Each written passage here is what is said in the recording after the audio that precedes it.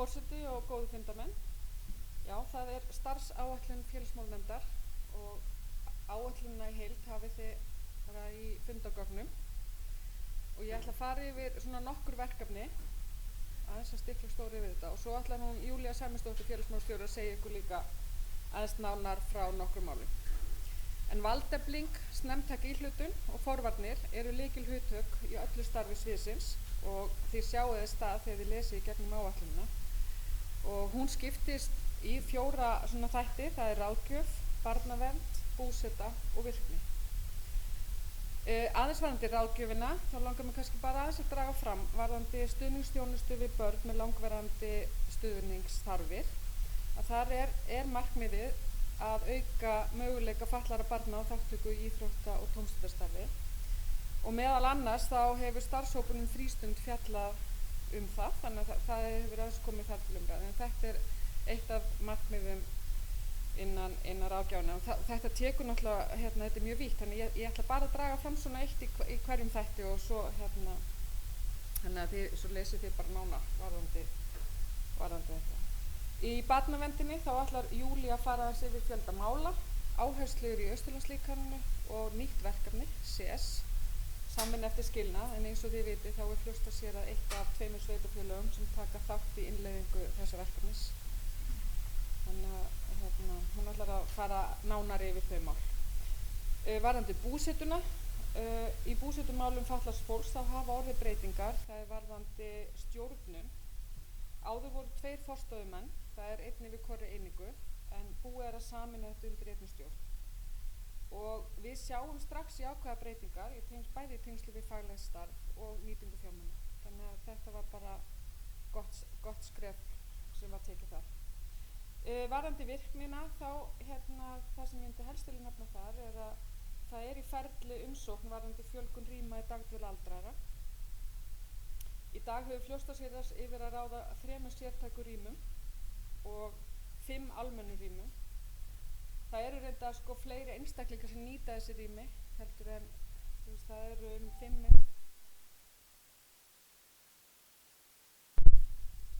sem eru að nýta þessi 5 rými, cirka bát, við horfum nú á forstöðumanni.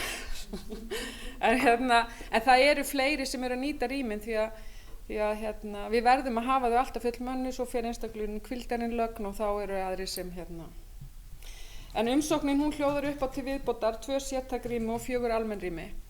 Og við vonumst náttúrulega til þess að þetta taki ekki kannski eins langan tíma og þegar við óskuðum eftir fjölgun seinast. Ég held að það hefur það 2 ár sem sú afgreiðsla tók, en við sjáum hvað setur. En á seinasta fundi félagsmálanefndar þá var svarbréf þar undir frá heilbrigðisráðuneytinu að því umsóknin fór einhvers staðar september, október frá okkur. En við fengum síðan svar að vera búið að breyta verkferlum og við ættum að senda þetta til Sjúkratrygginga Íslands. Þannig að það tók 6 mánuði, þannig að við vonum samt að þetta taki til styttri tíma. En ég ætla ekki að hafa þetta lengra, þannig ég ætla bara að bjóða Júlíu að koma og segja ykkur aðeins frá málum sem allavega held ég flest hljóða undir barnaverndina. Takk. Komið þið sæl. Ég ætlaði bara að segja ykkur aðeins frá tölum eins og Anna var að tala árunum 2008 til 2017 meðtaldu. Það var meðalfjöldi barnaverndartilkynninga á okkar svæði í þessum 6 sveitarfélögum sem að félagsþjónustan er að þjónusta, 73 á ári. Árinu 2018 þegar við byrjuðum að starfa eftir líkaninu, Austurlandslíkaninu á miðju ári, þá fóru tilkynningar upp í 115 og á síðasta árið þegar var fyrsta árið sem við störfuðum alveg allt árið með þessu nýja verklagi, þá fór fjöldi tilkynninga upp í 222. Og ef við tökum þessar tölur og setjum þær í samhengi við það sem rannsóknir að sýna út í Danmörku, að þá bendir þetta til þess að við séum að ná árangri með þessu verklagi.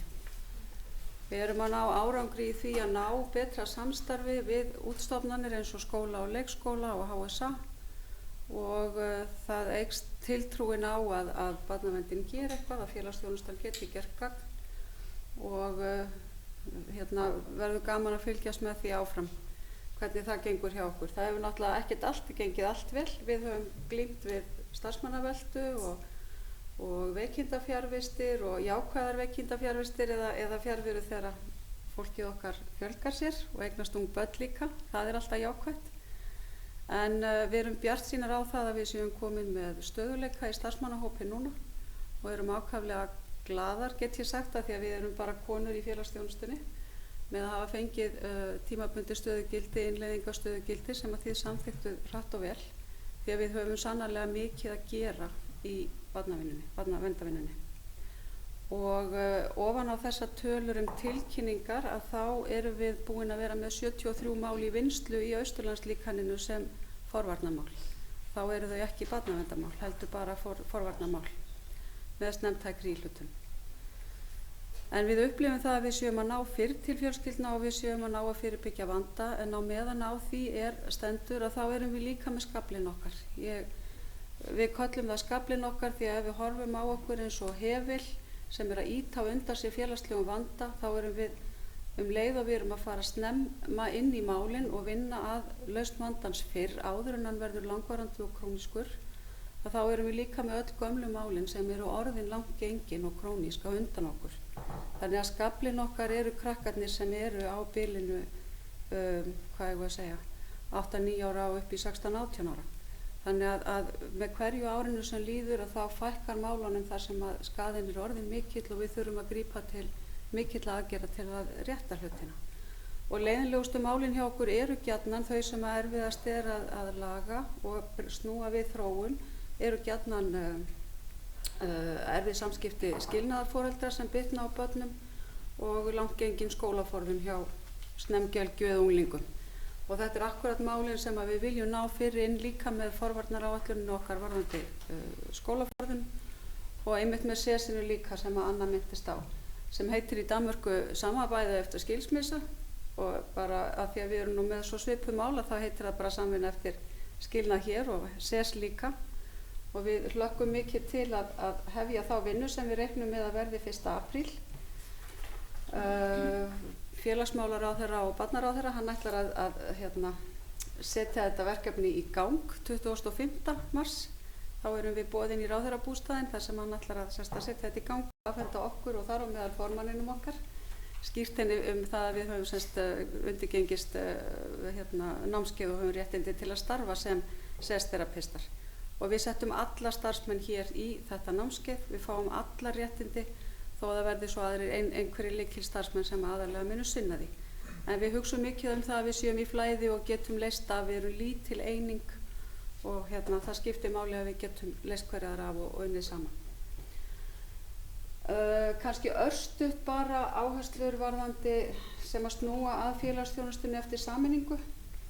Að það eru auðvitað einfaldara að sameina félagsþjónustu hluta sveitafélaganna sem heldur en kannski önnur svið, en það eru þó hlutir sem við þurfum að huga sérstaklega að, svo sem eins og grunnþjónustan sem hefur verið útfærð á hverjum stað fyrir sig hingað til. Hana þurfum við að taka yfir og sameina og samþætta. Þar eru ólíkir takstar til dæmis á húsalegu á félagslegu húsnæði, ólíkt hvernig staðið er að félagsstarfi eldri borgara, það er dagdvöl á Djúpavogi og hér ekki annar staðar og fleira sem við þurfum að skoða. En okkur langar að fara í könnun á þörf á stuðningi við aldraða. Við sjáum mikla aukningu og eftirspurn eftir þeirri þjónustu, þannig að það er ýmislegt sem er í burðarliðnum og var spennandi að gerast. En ég ætla ekki að taka tíma eitthvað meira. Takk fyrir mig. Þá hafa Anna Alexandersdóttir og Júlía Ramundóttir lokið yfirferð yfir starfsáætlun félagsmálanefndar fyrir yfirstandandi ár og orðið er þá laust ef einhverjir eru með fyrirspurnir eða er ekki orðið í belg varðandi áætlunina. Ef að svo er ekki, að þá loka ég mælendaskrá og til að þakka þeim kærlega fyrir góða kynningu. Við erum þá lokið því að líða á yfirferð yfir starfsáætlun félagsmálanefndar og næst er þá, við erum ennþá í öðrum lið og ég ætla að biðja Gunnhildi Ingvarsdóttur, formann atvinnu- og menningarnefndar, hún kom upp og gera grein fyrir starfsáætlun þeirra nefndar.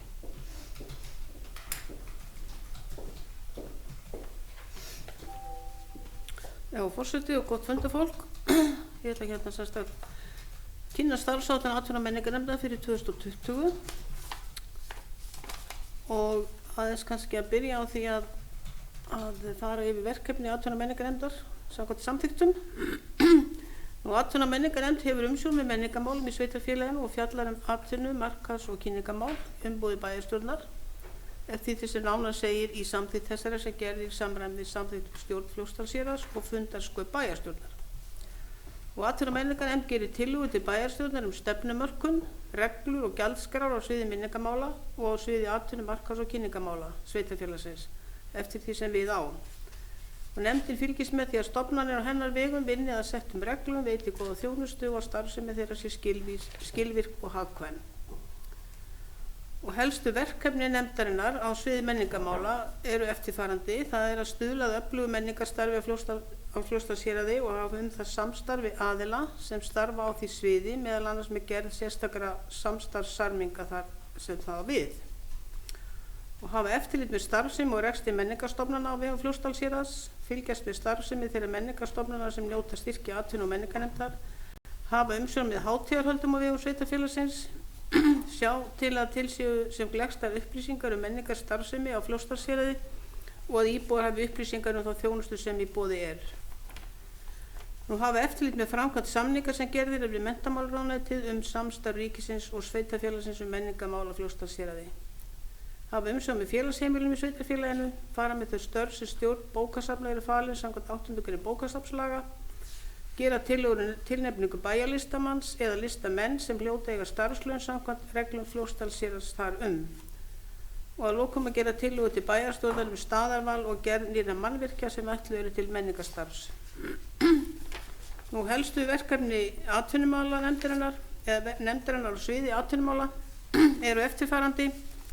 Það er vinna að framgangi stefnu á sviði atvinnumála, til dæmis með gerð aðgerðaáætlunar í samráði við aðra hluta stjórnsýslunnar, bera ábyrgð á samskiptum við hagsmunaaðila í atvinnulífi, þar með talið í ferðaþjónustu, jafnframt ber nefndin ábyrgð á samstarfi við samtök atvinnulífs og ferðaþjónustu í landshlutanum.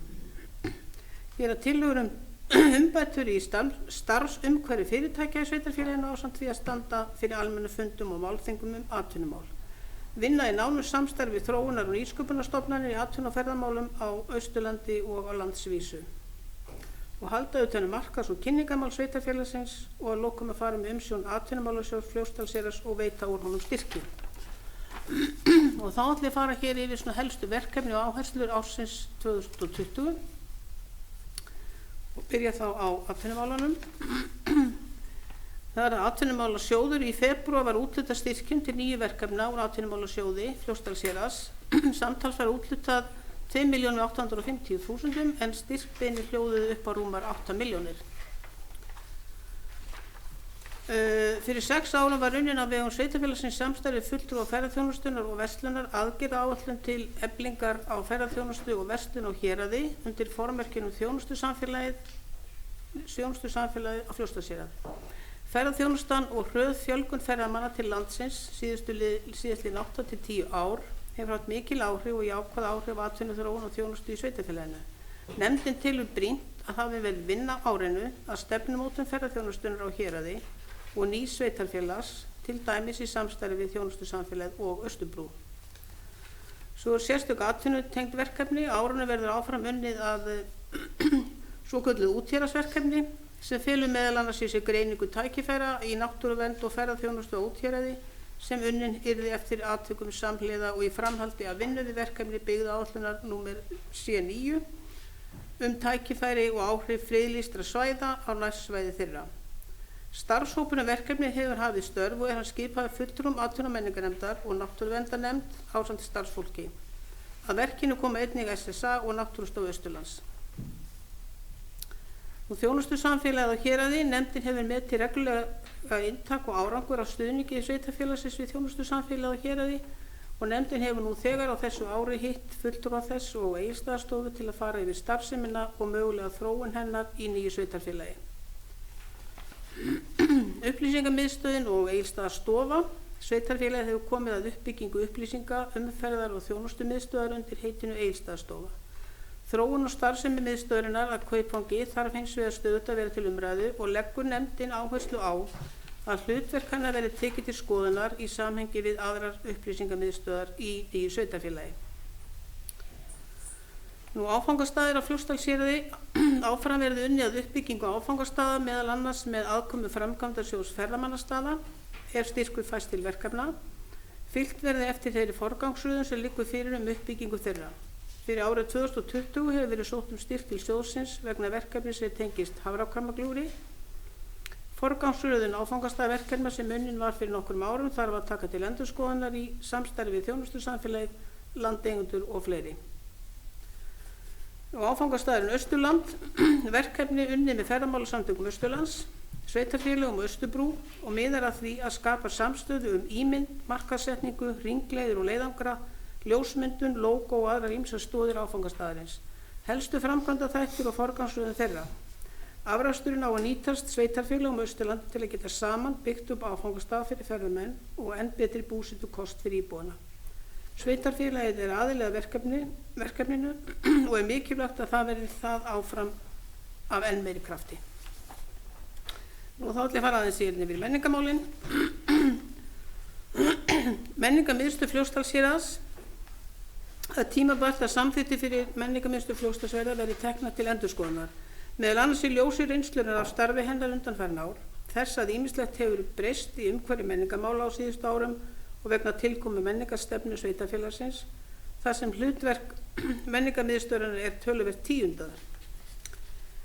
Og samþykktirnar eru að stofnunum til frá 2012, svo það er komið tími á það. Sláturhúsið. Á árinu 2020 er þess vænst að hægt verið að hafa vinnu af fullum krafti við nauðsynlegar endurbætur á sláturhúsinu, þannig að það geti enn betur þjónað hlutverki sínu sem menningarmiðstöð. Verður eiginlega að segjast að það sé eiginlega komið tími til að það fari eitthvað að gerast. Menningarverðlaun. Á árinu er stefnt á því að veitt verði menningarverðlaun Fljótsdalshéraðs í samræmi við nýjar reglur þar Þau voru í fyrsta sinn afhent á síðasta ári. Menningarstyrkir. Í febrúar úthlutaði nefndin styrkjum til 30 menningarverkefna alls að upphæð 4 milljónir. Styrkbeiðnir voru upp á alls rúmar 13 milljónir. Þetta er svipaður fjöldi verkefna á undanfarin ár. Er að ræða 8 tónlistarverkefni, 3 myndlistar eða ljósmyndaverkefni, 9 sviðslistaverkefni, þessi kvikmyndir, dans og leiklist og 10 verkefni af blönduðum toga.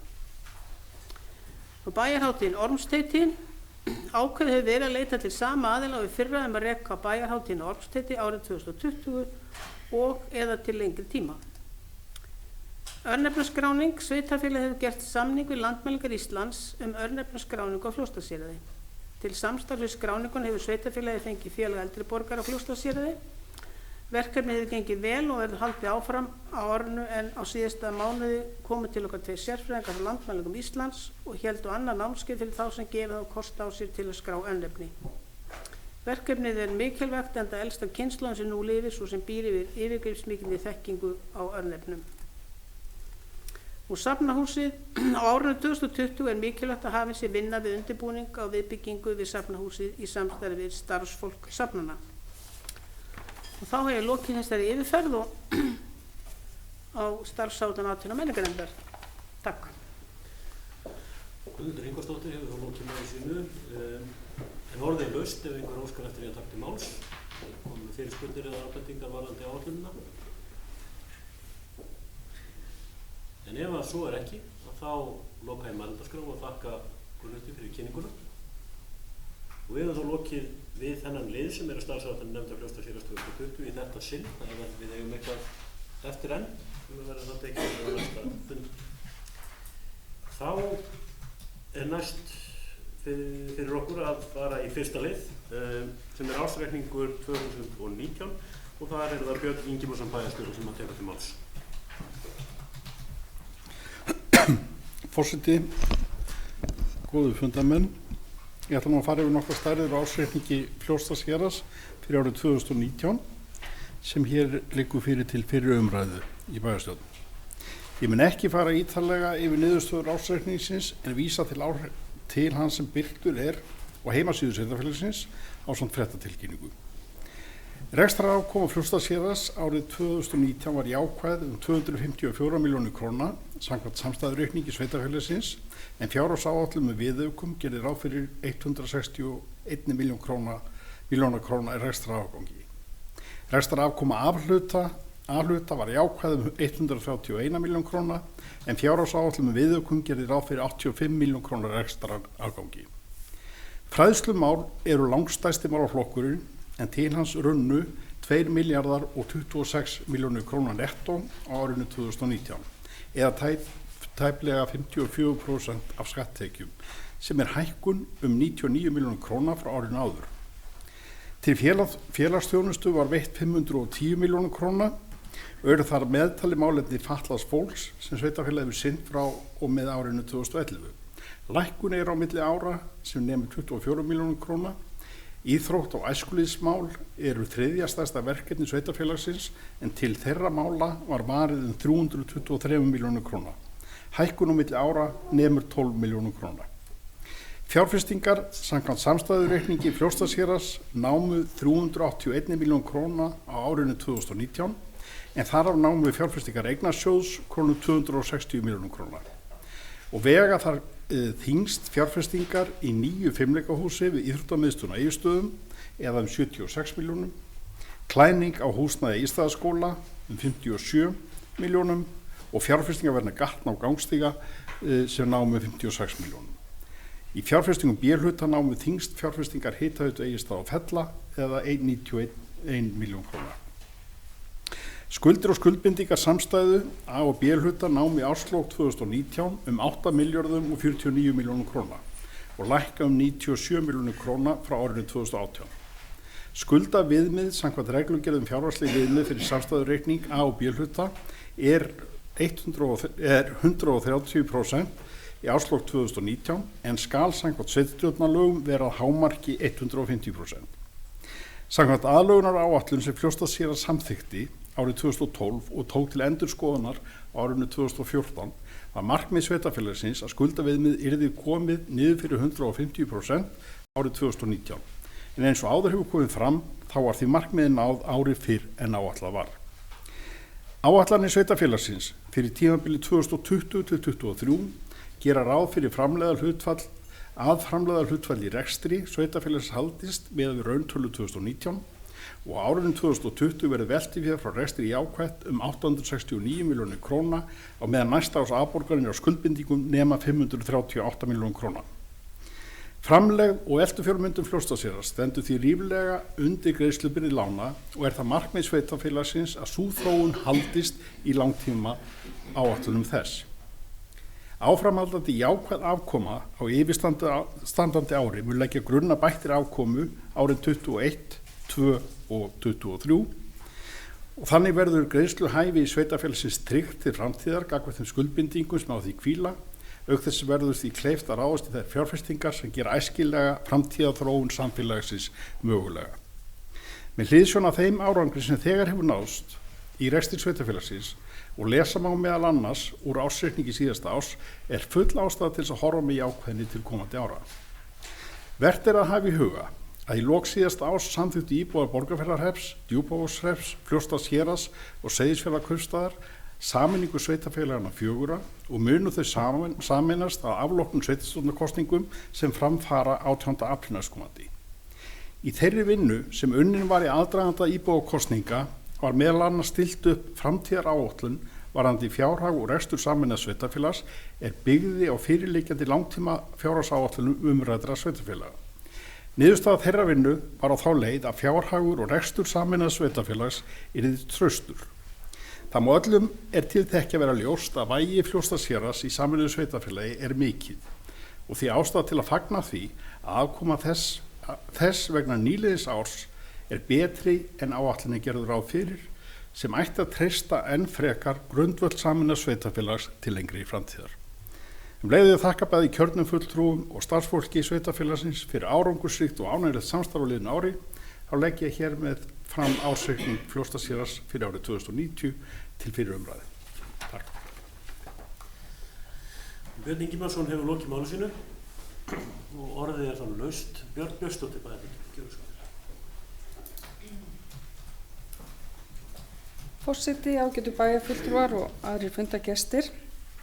Það er liður 1 sem hér er til umræðu og mér langaði að taka undir kannski þessi loka orð hjá Birni að mér finnst einstaklega ánægjulegt að þessi síðasti ársreikningur Fljótsdalshéraðs í þessari mynd sé jafn góður og raun ber vitni og það er mjög ánægjulegt fyrir okkur að geta farið inn í þessa nýju sameiningu með þennan árangur sem hér hefur náðst í fjármálum og það er full ástæða til þess að þakka sérstaklega fjármálastjóra og hans samstarfsfólki og nefndum fyrir þeirra vinnu og mér langar kannski sérstaklega að taka út áætlanirnar. Mér finnst alveg eiginlega dásamlegt að sjá það hversu vel við erum að standa við gerðar áætlanir og ef mér skjöplast ekki þá myndist endurskoðandi sveitarfélagsins á það hér á kynningu sem haldum við fyrir okkur fyrir í dag á þessum ársreikningi einmitt á það hversu mikilvæg tól þessi áætlanagerð væri í fjármálastjórnun sveitarfélaga og mér sýnist að við komum vel vopnuð inn í þessa sameiningu hvað það varðar. En það kom einnig fram í máli Björns að nú fara fjárfestingar, svigrúm til fjárfestinga fer að verða meira og verður það sannarlega miðað við þessar spár sem að menn hafa verið að gera fyrir nýtt sveitarfélag.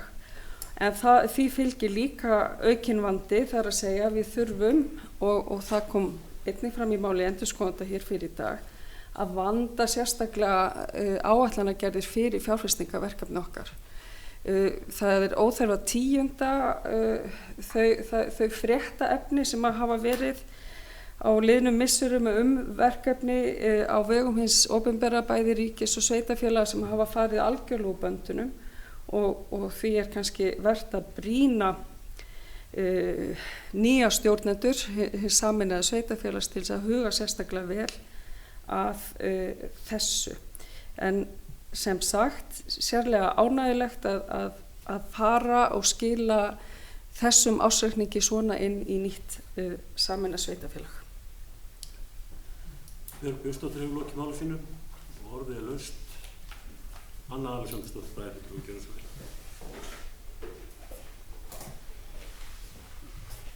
Já, forseti og góðir fundarmenn. Ég vil nú bara byrja á því að taka undir orð bæjarstjórans okkar og sérstaklega hans loka orð og einnig orð Bjargar Björnsdóttur bæjarfulltrúa. Varðandi það hversu bara sátt eða glöð við getum verið með ársreikninginn og þá vinnu og Björg Björnsdóttir bæjarfulltrúi fór inn á það hvað áætlanir standast vel og þar er nú bara hægt að þakka mjög góðu vinnulagi og vinnulagi bæði nefnda og bara vinnulagi fjármálastjóra í því, þú veist, inn á bæjarráði þá eru hverjum einasta mánuði, það er búið að vera þetta og seinasta kjörtímabil og örugglega eitthvað þar á undan sko. Það er á hverjum mánuði farið yfir einhvern þátt, það er farið yfir, það er hvernig staðan er á laununum eða það er farið yfir þú veist, aðalbókina eða þú veist, það er verið að taka stöðun á verkefnunum, einhverjum hluta á hverjum einasta mánuði og fara yfir og þar alveg er hægt þá að bregðast við, þú veist, það er hægt að kalla eftir þá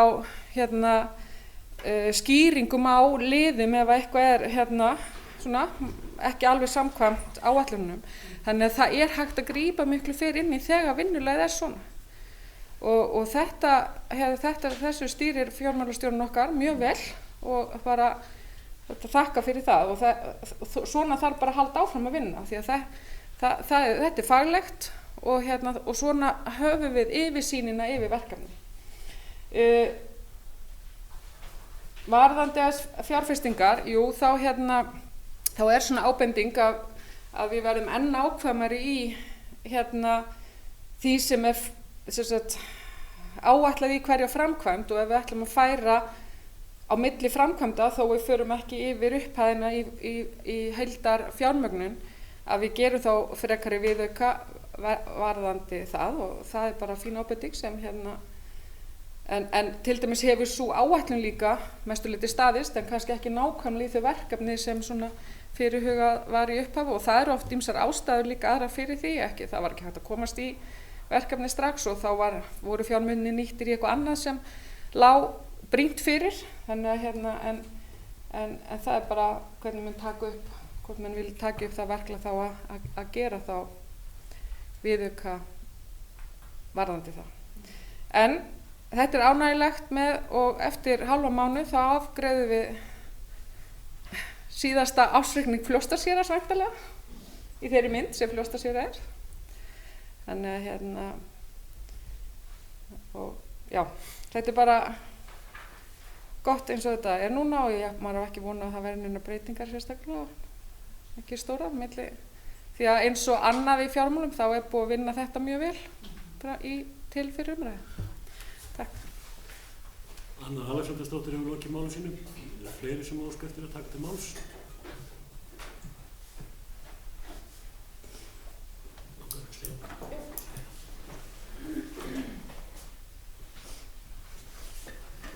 Stefán Bogi Svíksson, bæjarfulltrúi, hefur óskað eftir að taka til máls. Forseti og ágætt að funda fólk. Það er kannski ekki ástæða til þess að bæta mörgum orðum við það sem hefur verið gert hér áður. En mér langar þó að kannski að minnast á það hvers vegna ég er eins og ánægður með þennan ársreikning og raun ber vitni af því að nú gerist ég svolítið gamall í sveitarstjórnarmálum hér. Það eru að nálgast 10 ár síðan að ég tók fyrst sæti hér við þetta borð og ég held að sé ágætt fyrir okkur að rifja upp sko hvaðan við komum í þessu. Ég hjó eftir því meðal annars og nú verða einhverju leiðrétta mig, ég er nú ekki alltaf mjög glöggur að muna tölur en mér minnir sem sagt, hvað að segja, að í A-hluta að þá séum við sem sagt komum með eitthvað rétt ríflega 700 milljónir í eigið fé.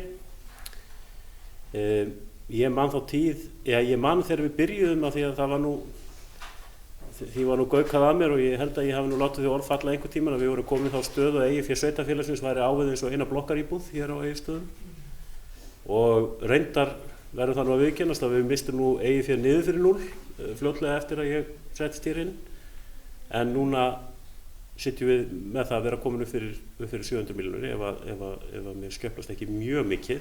Minnir að vera komið yfir 900 milljónir í A og B. Er ég að fara með mikið fleipur, Björn? 900 í A og 13, þetta er, já, það er ekkert annað. Ég fyrirgefði mér skjáttlaðist, það er komið yfir 900 milljónir.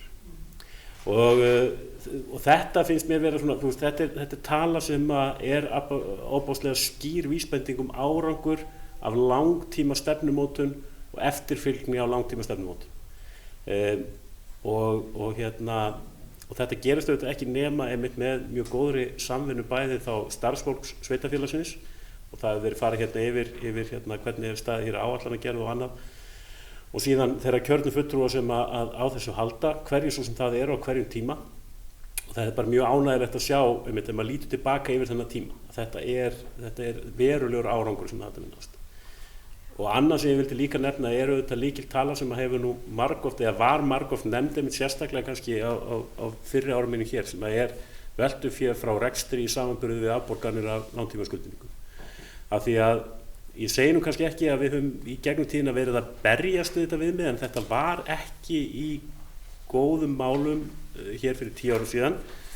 En núna held ég að ég geti sagt að það er mjög nálægt í að við séum með tvöfalt veltufé frá rekstri á við afborganir af langtímaskuldbindingum. Þannig að við erum bara býsna langt frá því að það þurfa að hafa áhyggjur af þessu eins og þetta var fyrir ekkert ofboðslega mörgum árum síðan. Þannig að þetta eru ofboðslega skýra tölur sem að segja okkur að traust áætlanagerð, langtíma sýn, að hún skilar árangri og það er ástæða til að þakka það öllum sem að hafa komið þessi undanfarin ár. En vandi fylgir vegsund hverju og það er svo sem verið farið við það. Með því að menn hafa úr meira að spila, þá er meira ákall auðvitað framkvæmdir og menn fara í fleiri framkvæmdir. Og kannski þurfum við aðeins einmitt að við höfum farið í gegnum það í nokkur ár núna, einmitt mikilvægi þess að halda áætlanir á stóra sviðinu nú kannski þurfum við að herða okkur í því að sko taka upp þessi vinnubrögð áætlanagerðar og færa þau yfir einmitt á einstaka framkvæmdir og að tryggja þetta samspil hinna kjörnu fulltrúa og starfsfólks sveitarfélagsins þegar kemur að einstökum framkvæmdum.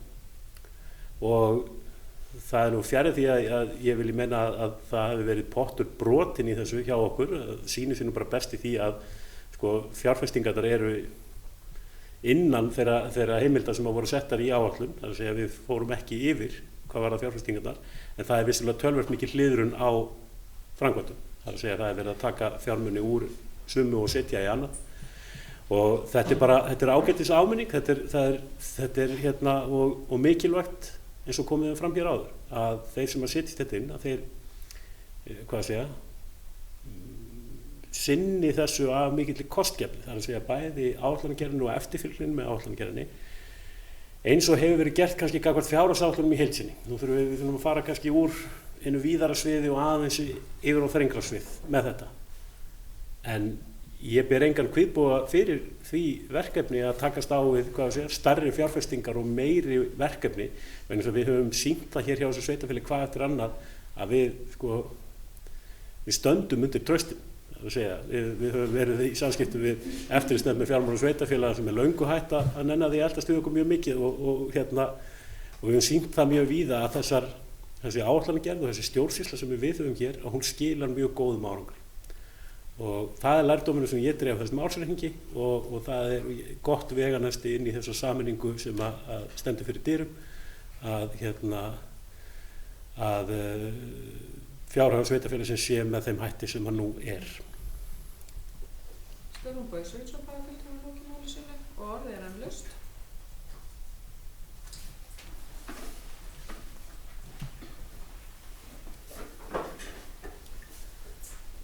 Ef það ekki eru fleiri sem vilja taka til máls, þá ætla ég að loka mælendaskrá og ég ætla að bera upp á tillögu sem var ekki örugglega lesin hérna áðan eða? Nei, þá er ég að lesa upp tillögu undir liðnum sem að hljóða svo: bæjarstjórn samþykkir að vísa ársreikningi og drögum að endurskoðunar skýrslu Fljótsdalshéraðs til annar umræðu í bæjarráð og bæjarstjórn. Þetta svo sem venjubundið. Nokkur athugasemdir við þetta. Þá ætla ég að bera hana upp. Þeir sem samþykja gefur merki með því rétt hönd. Takk fyrir, það er samþykkt samhljóða. Og við höfum þá lokið við þennan fyrsta lið og hoppum þá yfir í þann þriðja. Það er breyting á aðalskipulagi fyrir hluta Grundar og Efra-Jökuldar. Þetta er mál sem var tekið fyrir undir fundargerð umhverfis- og framkvæmdanefndar hér á síðasta bæjarstjórnarfundi en var frestað og liggur fyrir hér. Og ég ætla að lesa, tillaga var áður tekin fyrir á fundi umhverfis- og framkvæmdanefndar þann 21.2.2020.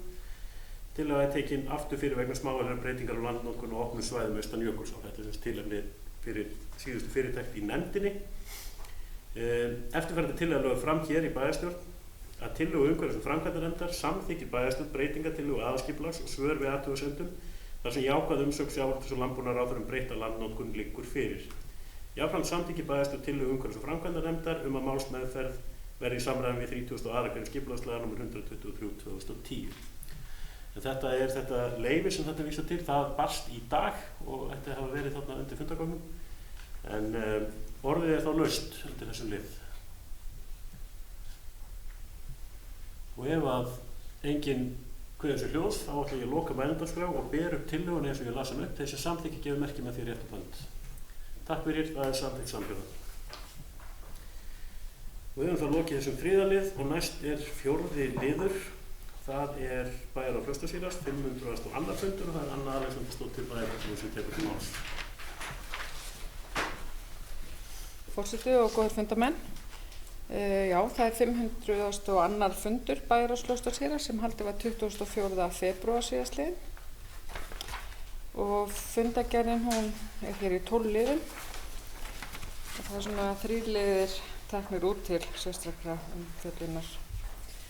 En kannski áður þá er þarna einn liður sem er svona til upplýsinga, það er liður 4.8. Að hérna í bæjarráði var lögð fram niðurstaða í atkvæðagreiðslu félagsmanna Fossa varðandi verkfallsboðun starfsmanna í félaginu. Þar kemur fram að komi til verkfalla verði fyrsti verkfallsdagur 9. mars og það er nú búið að vera kortlagning núna hvað áhrif þetta hefur og hvar þetta hefur helst áhrif og það verður þá sent til foreldra eins og varðandi grunnskólan, mötuneytið og þess áttar þegar þetta liggur allt fyrir. Það er ekki farið út í það. Nei. En það fer, og það er svona verið að skoða það hvar, á hvaða starfsstöðum þetta hefur helst áhrif og líka hvar eru þá helst undanþágurnar varðandi verkfalli. En það er liður 4.9 sem er niðurstaða útboðs á raforku og Fljótsdalshéraði hefur borist tillaga að vali á bjóðanda í útboði númer 21075 og það er eftirfarandi tillaga lögð fram. Bæjarstjórn samþykkir að Fljótsdalshérað fari að tillögu Ríkiskaupa og mun tilkynning val útboðs vera send bjóðendum í útboðskerfinu. Tilkynnt verður töku tilboðs þegar biðtíma er lokið ef engin kæra berst til kærunefndar útboðsmála. Við töku tilboða er komið á samningssamband milli kaupanda og seljanda.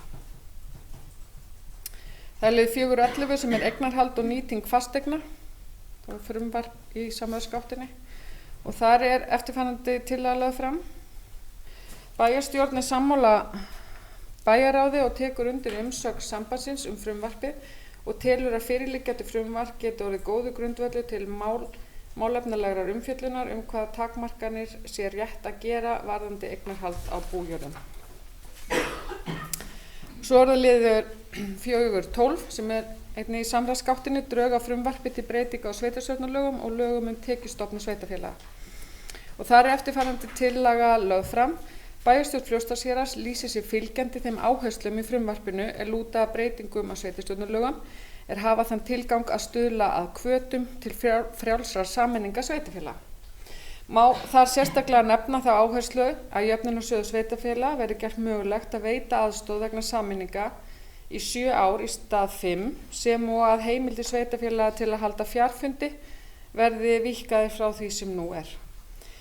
Hvað varðar bráðabirgðaákvæði í lögum tekjustofna sveitarfélaga sem hefur þann tilgang að veita jöfnunarsjóði sveitarfélaga heimild til að halda eftir 1 milljarði árlega og safna í sjóð til að styðja við sameiningu sveitarfélaga, leggur bæjarstjórn Fljótsdalshéraðs til að árleg framlög til jöfnunarsjóðs verði aukin sem þessi nemur svo þessi aðgerð leiði ekki til skertra almennra framlaga úr jöfnunarsjóði til sveitarfélaga. Það er ekki fleira tekið út í þessari fundargerð og hún er hér lögð fram til umræðu og afgreiðslu. Anna Alexandersdóttir hefur lokið máli sínu og orðið er laust. Er einhver sem óskar eftir að taka til máls? Björn Björnsdóttir Bæjarstjórn. Forseti og getur bæjarfulltrúar.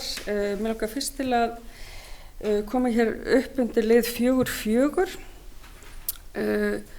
og það er nú eiginlega sérstaklega gert til að vekja athygli bæjarfulltrúa Hannesar Karls Hilmarssonar og bæjarfulltrúa Stefáns Boga Sveinssonar og reyndar bæjarritara Stefáns Bragasonar á því að nú er verið að hvetja menn til þess að raka af sér allsgeng vegna kórónuvírusins og mér finnst full ástæða til þess að þið takið þetta alvarlega og mætið hér alveg nauðrakaðir á næsta fund í þágu almannahagsmuna. Annars varðandi þetta þá langaði mig nú reynda svona öllu gamni slepptu til þess að spyrja allir það sé ekki bara bæjarstjóra kannski sérstaklega út í það hverjar ráðstafanir okkar séu hvað varðar skólastarfsemi. Það er að segja, ég gat ekki séð það beinlínis í þessari fundargerð svona áætlanir varðandi skólana en ég leikur svona aðeins forvitna á að vita hvernig þær eru. Og það var ánægjulegt að heyra að það væri von á fréttum hvað varðar lið 4.8, það er að segja hvaða áhrif þessi verkföll geta haft hér og ég held nú að það væri ákaflega gott fyrir allavega foreldrar að fá þær upplýsingar fyrir helgi því að þetta er nú bara mánudaginn þannig að þeir geti þá gert ráðstafanir. Mér langaði líka undir lið 4.12 bara til að taka innilega undir þessa tillögu mér finnst það eiginlega ekki ganga ef að hið opinbera ætlar að taka úr einum vasa til þess að setja í annan í raun og veru, eða kannski sama ef út í það er farið. Það er að segja að það eigi að taka fjármuni frá sveitarfélaginu til að veita til sveitarfélagana. Það hlýtur að þurfa að setja viðbóta fjármagn í þetta mikilvæga ferli sem eru sameiningar sveitarfélagana og að ég til óhjákvæmilega ferli og það verður ekki held ég gert með því að ætla að skerða framlög til annarra sveitarfélaga sem þegar hafa sameinast eða til þess að ýta undir hitt. Þannig að ég er innilega sammála þessari tillögu. Björg Björnsdóttir hefur lokið máli sínu og orðið er ennþá laust. Björn Ingimarsson, bæjarstjóri. Forseti, góðu fundamenn. Já, það er vegna fyrirspurnar bæjarfulltrúa Bjargar Björnsdóttur. Varðandi lið 4.4, almannavarnar, þá getur upplýst að það eru farnar út og það náttúrulega kemur ekki fram í þessari fundagerð, en ef fundagerð fundarins sem að var síðastliðið mánudag lægi hér fyrir, þá kæmi þetta meðal annars fram.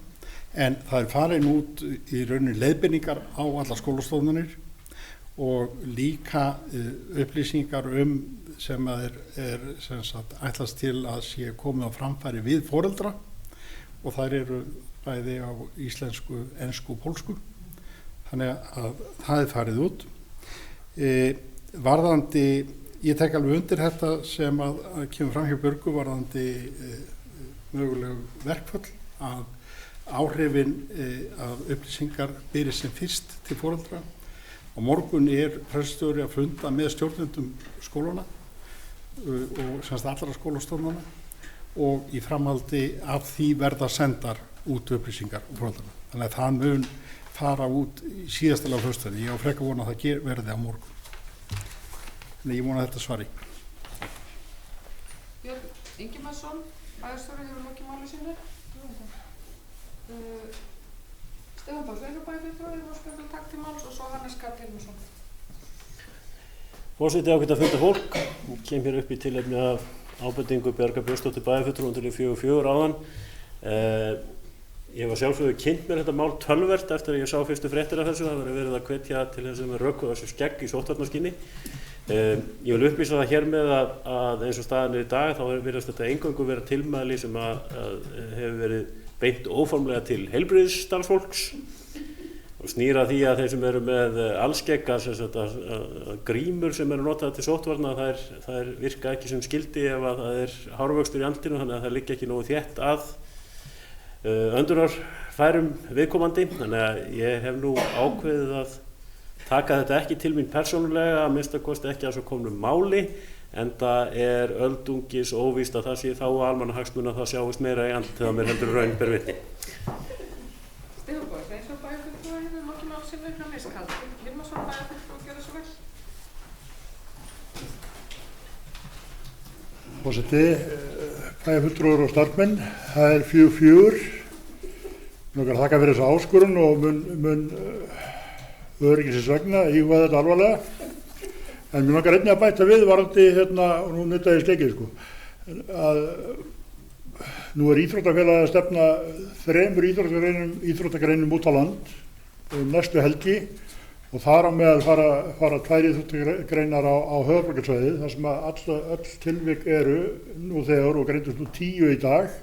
Þannig að ég held að menn eftir svona alvarlega íhuga það að vera ekki að senda krakka og foreldra inn á þetta svæði þar sem að allt er að gerast varðandi með sjúkdóm og þessa veiru.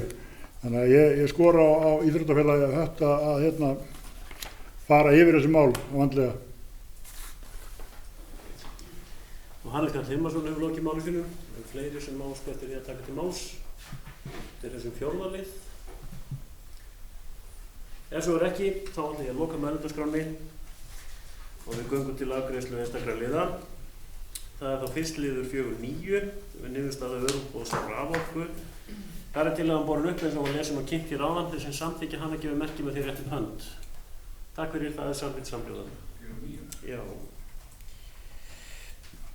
Og liður 4.11 eignarhald og nýting fasteigna. Þar tillaga borin upp eins og var lesin og kynnt hér áðan. Þeir sem samþykkja hana gefur merki með því að rétt upp hönd. Takk fyrir, það samhljóða. Og síðustu þá liður 4.12 samráðsgáttur frumvarpi til breyting á sveitarstjórnarlögum og lögum tekjustofna sveitarfélaga. Tillagan borin upp eins og var lesin og kynnt hér áðan. Þeir sem samþykkja gefur merki með því að rétt upp hönd. Takk fyrir, það samhljóða. Og við erum þá lokið við að fara yfir þennan 4. dagskrárlið, fundargerð bæjarráðs að 502. fundi og göngum til næsta liðar, 5. liðar, það fundargerð bæjarráðs frá 503. fundi og það Anna Alexandersdóttir bæjarfulltrúi sem tekur til máls. Forseti og góðir fundarmenn, það fundur bæjarráðs sem haldið var bara síðastliðinn mánudag, 2. mars, 503. fundur bæjarráðs. Og fundargerðin hér sem liggur hér fyrir í 8 liðum og það 1 liður tekinn sérstaklega til umfjöllunar. Það liður 5.6 sem umsagnarbeiðni tillögu til þingsályktunar þjóðaratkvæðagreiðslu framtíð Reykjavíkurflugvallar. Og þar eftirfarandi tillaga lögð fram. Bæjarstjórn Fljótsdalshéraðs hefur ítrekað komið því sjónarmiði á framfæri að málefni Reykjavíkurflugvallar séu ekki einkamál Reykjavíkurborgar, heldur snerti þjóðina alla. Því eðlilegt að kjósendur á öllu landinu fái að taka afstöðu til framtíðar hans. Kannski aðeins eins og þetta liggur fyrir þarna inni á samráðsgáttinni, þá sérst verið að fjalla það að þjóðin fái, þetta verður ein spurning sem verður lögð fyrir þjóðina. Og það hvort með vilja að Reykjavíkurflugvöllur verði staðsettur í Vatnsmýrinni þar til annar eða jafn betri kostur liggur fyrir. Þetta ekki alveg orðrétt svona en þetta innihaldið og svo bara já eða nei. Það bara þessi eina spurning og það verður að leggja til að fá afstöðu þjóðarinnar til þessa og þannig að þetta það sem svona við leggjum til að við leggjum inn þarna inn í samráðsgáttina með þetta. En ekki fleira og fundargerðin lögð fram til umræðu og afgreiðslu. Anna Alexandersdóttir hefur lokið máli sínu og orðið laust undir þessum lið. Björg Björnsdóttir, bæjarfulltrúi, gjörðu svo vel. Forseti og ágætu bæjarfulltrúar og ræðri fundarmenn. Ég ætla að koma hér upp undir lið 5.6. Eiginlega kem ég nú bara hér að því ég veit ekki hvort maður getur gert grein fyrir atkvæði sínu í atkvæðagreiðslu, þannig að ég þekki ekki fundarsköpun nógu vel.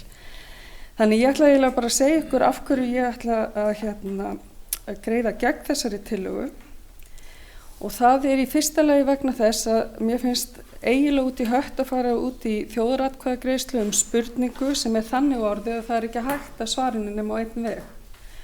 Það ekki nokkur lifandi maður sem mun svara því neitandi að hann vilji að flugvöllur og miðstöð innanlands, kennslu og sjúkraflugs verði áfram í Vatnsmýrinni þangað til annar jafngóður eða betri kostur tilbúin.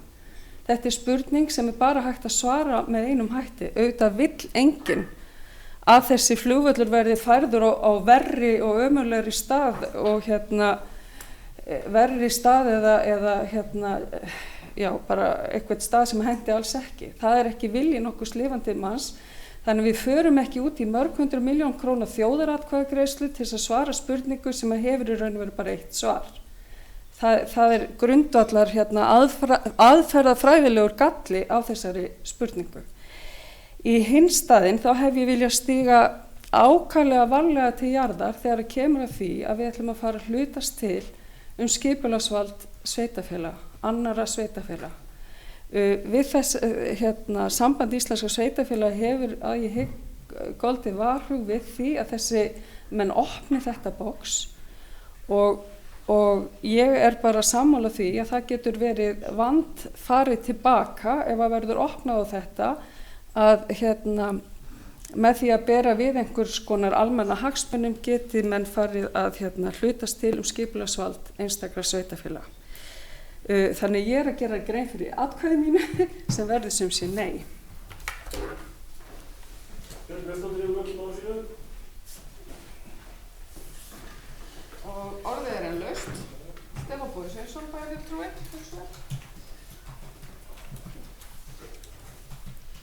Forseti og ágæta fundafólk, það er liðið 5-6. Ég ætla að lýsa því yfir í kjölfar á ræðu Bjargar Björnsdóttur bæjarfulltrúa hér áðan að dæmin sanna það að það eru til þeir einstaklingar sem eru tilbúinir að svara þessar spurningu nefndi. Það má til dæmis nefna á annan tug borgarfulltrúa í Reykjavík sem að hafa vissulega samþykkið að flugvöllurinn eigi að víkja og hafa í engu skeytt það hvað verður hann eftir það. Telja það ekki vera vandamál Reykjavíkurborgar. Þannig að það er sannarlega þannig að sumir væru algjörlega tilbúinir til þess að svara spurningunni neitandi.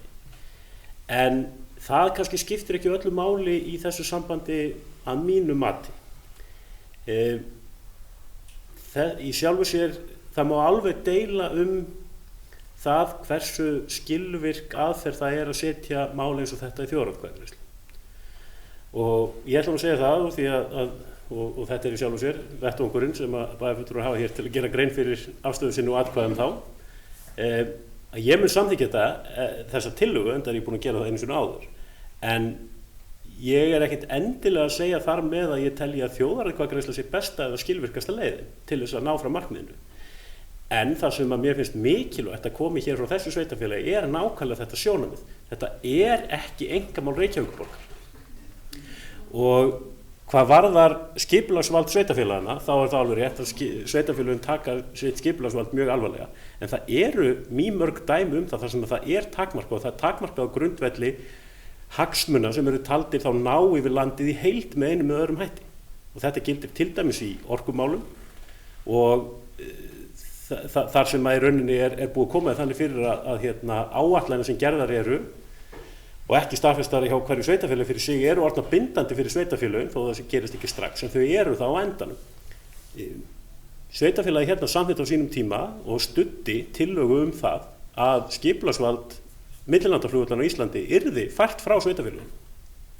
Og við gerðum það vitandi það að þar með væri Fljótsdalshérað líka að afsala sér hluta af sínu skipulagsvaldi en það var gert vegna þess að þeir sem að stóðu að þeirri ákvarðanatöku hér töldu það að það væri sannlega þannig að þessi flugvallamál væri eðli sínu málefni sem næði út fyrir mörg einstaklega sveitarfélag. Og ég hef ekki skipt skoðun á því. Þannig að ég er á engan hátt stressaður yfir því að leggja til að það sé hlutast til skipulagsvald Reykjavíkurborgar þegar að kemur að flugvellinum í Reykjavík sem að er sannlega málefni allra landsmanna. Og það sem að hér stendur í tillögunni er að það sé eðlilegt að kjósendur á öllu landinu fá að taka afstöðu til framtíðar þess. Það getur verið með þjóðaratkvæðagreiðslu. Það getur líka bara einfaldlega verið með því að það sé hlustað á fulltrúa landsins alls sem að sitja á Alþingi. Og það sé unnið að því í fullri alvöru að tryggja framtíð flugs til og frá höfuðborginni út landið en að Reykjavíkurborg geti ekki bara ákveðið ein og sér að völlurinn eigi að víkja og ekki skeytt neitt það hvað tekur við í framhaldinu. Þannig að mínu viti er þetta er nú svona bara lágmarks og þau kurteislegustu skilaboð sem hægt er að senda frá þessu borði og inn til Alþingis varðandi afstöðu sveitarfélagsins í málinu. Stefán Bogi Sveinsson bæjarfulltrúi lokið máli sínu, Gunnar Jónsson, næstur á máldagskrá og Þorbjörn Björnsdóttir.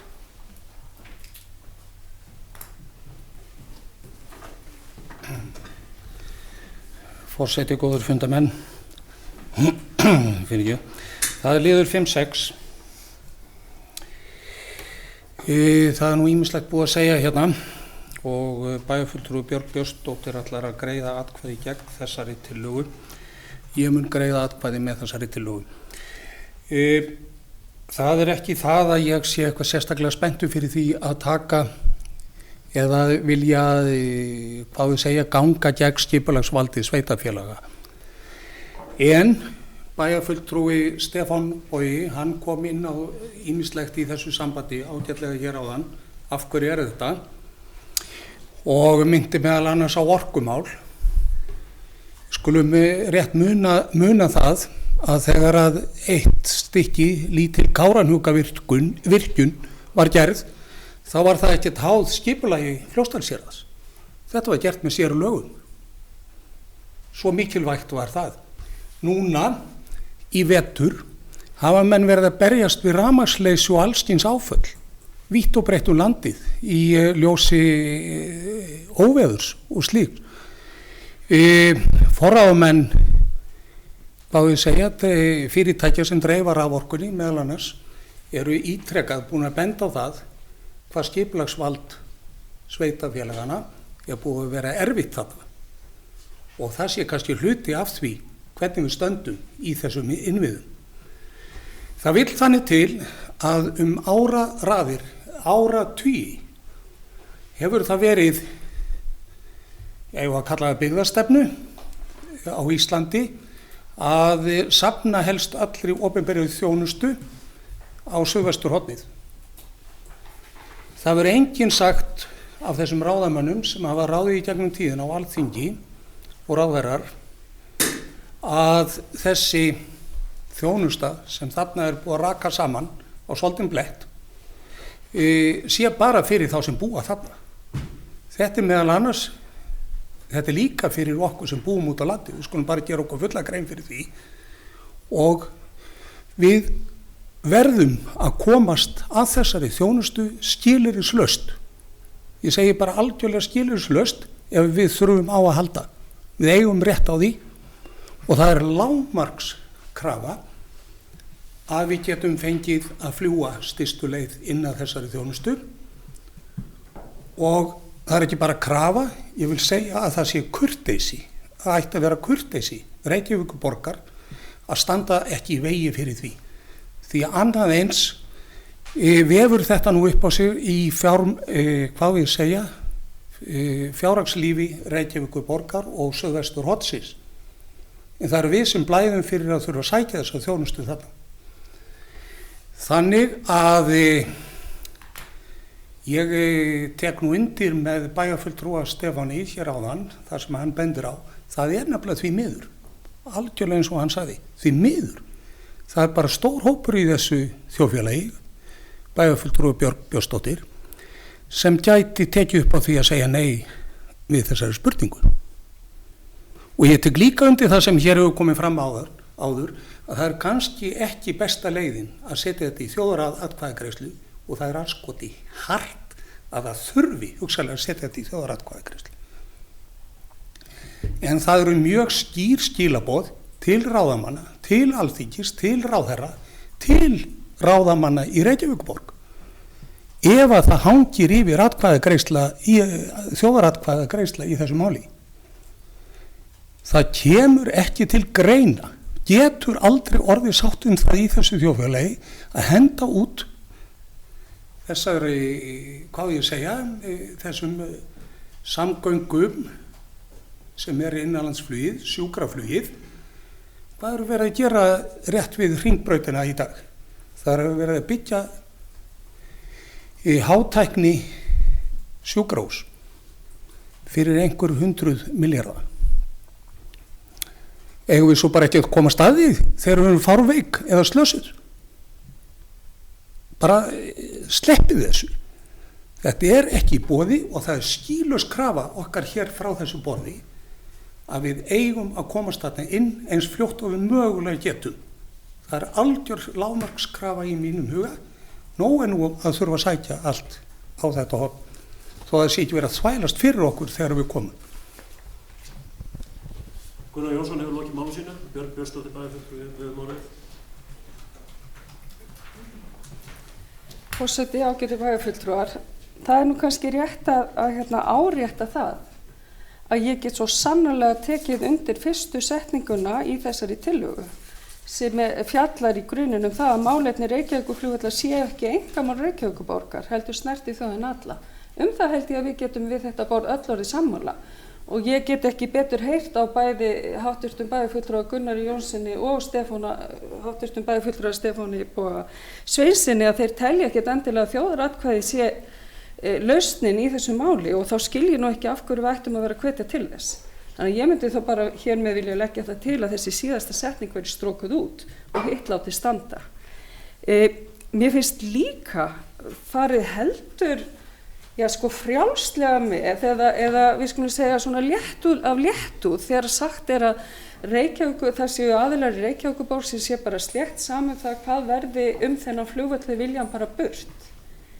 Ég veit ekki betur en að hér hafi bara núna síðast í nóvember 2019 komið fram skýrsla samráðsnefndar samgönguráðuneytis og eða starfshóps sem í tóku þátt fulltrúar Reykjavíkurborgar til þess að greina góða flugvallakosti og ég hygg að fyrsta samráðsnefndin sem var stofnuð þetta, akkurat þetta, hafi verið samráðsnefnd samgönguráðuneytis og Reykjavíkurborgar til þess að finna lausn sem væri ásættanleg fyrir okkur út frá öryggissjónarmiðum og því að auðvelda okkur aðgengi að þessari þjónustu sem vissulega okkur mikilvæg. Þannig að mér finnst nú það að halda því fram að Reykjavíkurborg sé einhvern veginn bara að segja við viljum ekki hafa ykkur svo með því bara eigi ykkur. Ég finnst það heldur köld skilaboð til borgarfulltrúa sem hafa þrátt fyrir allt í minnstakosti 12 ár, mitt minni rekur ekki lengra, taki þátt í alls konar samráðsnefndum það hvernig sé hægt að leysa þetta þannig að öllum líki. Og við skulum nú ekki ætla fólki það að það vilji, að Reykvíkingar vilji endilega við sem búum út á landi, við komumst ekki til lækna eða í þá þjónustu sem við ekki viljum, eða sem við þurfum að sækja. Þannig að ég legg það hér með til, ágætu forseti, að við fellum niður þessa síðustu setningu að þessi tillega verði að fara í þjóðaratkvæði, en höldum áfram að vinna í sameiningu að því að finna á þessu máli ásættanlega lausn. Björg Björnsdóttir hefur lokið máli sínu. Eru fleiri sem óska eftir að taka til máls? Berglind Harpa Svavarsdóttir bæjarfulltrúi, gjörðu svo vel.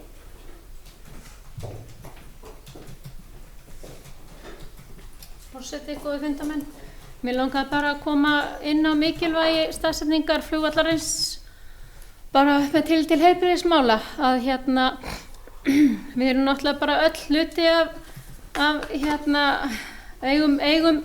eigum að eiga sama aðgang að þessu heilbrigðiskerfi og þegar við þurfum ekki bara að leita læknis en þegar við verðum líka bráðveik hér á Austurlandi og það sem við þurfum að gera líka hér á Austurlandi það eru bættar samgöngur sem við erum að efla og við þurfum líka bara á Egilsstöðum sökum staðsetningu flugvallarins þar sem sjúkraflug kemur að.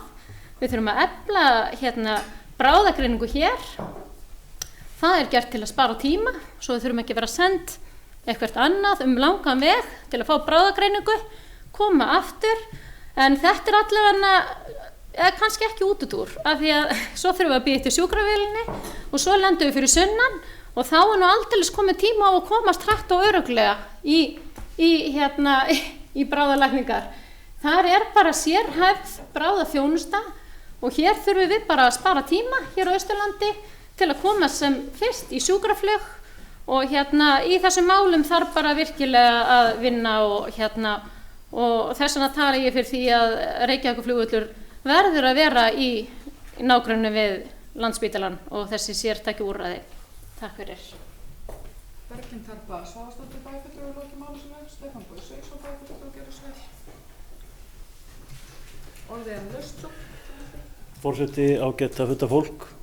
Ég ætla nú að koma hér aftur í tilefni á orðum Bjargar Björnsdóttir bæjarfulltrúa og segja að ég stend bara við hvert orð sem ég sagði hér áðan afstöðu borgarstjórnar Reykjavíkur í málinu því að þó að það sé alveg rétt sem að Björg Björnsdóttir bæjarfulltrúi fór hérna yfir að það hefur verið myndaðar nefndir og það hefur verið skoðaðir kostir og annað að þá gerist það allt í kjölfarið á því að borgarstjórnar Reykjavíkur tekur einhliða skipulagsákvörðun að völlurinn skuli fara og gerir ekki ráð fyrir velli í höfuðborginni. Þar með var komin yfirlýsing borgarstjórnar það að völlurinn skyldi burt og þeim væri sama hvar hann væri og auk þess fór fram íbúakosning með nákvæmlega sömu kostum, þá bara skildi völlurinn farið ekki. Þar með var yfirlýsingu það, lág fyrir yfirlýsingu það, þetta væri einkamál íbúa Reykjavíkurborgar.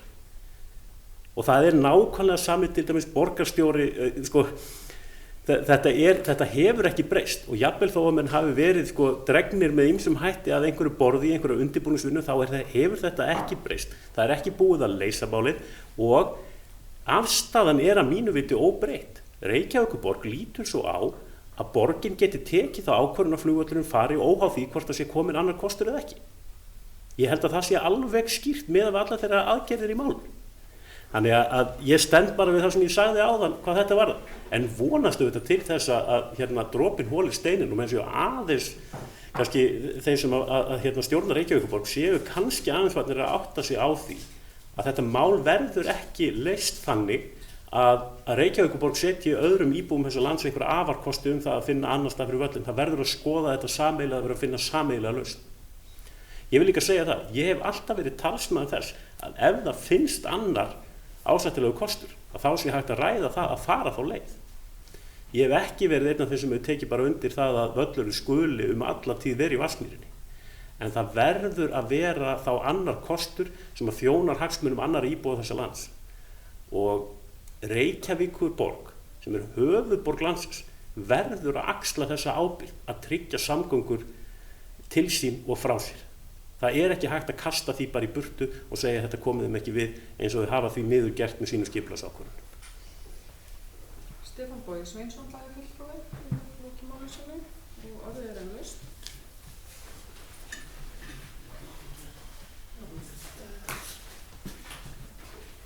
Gunnar Jónsson, bæjarfulltrúi, varst þú að hreyfa þig? Ég var að hreyfa mig, já. Já. Gjörðu svo vel.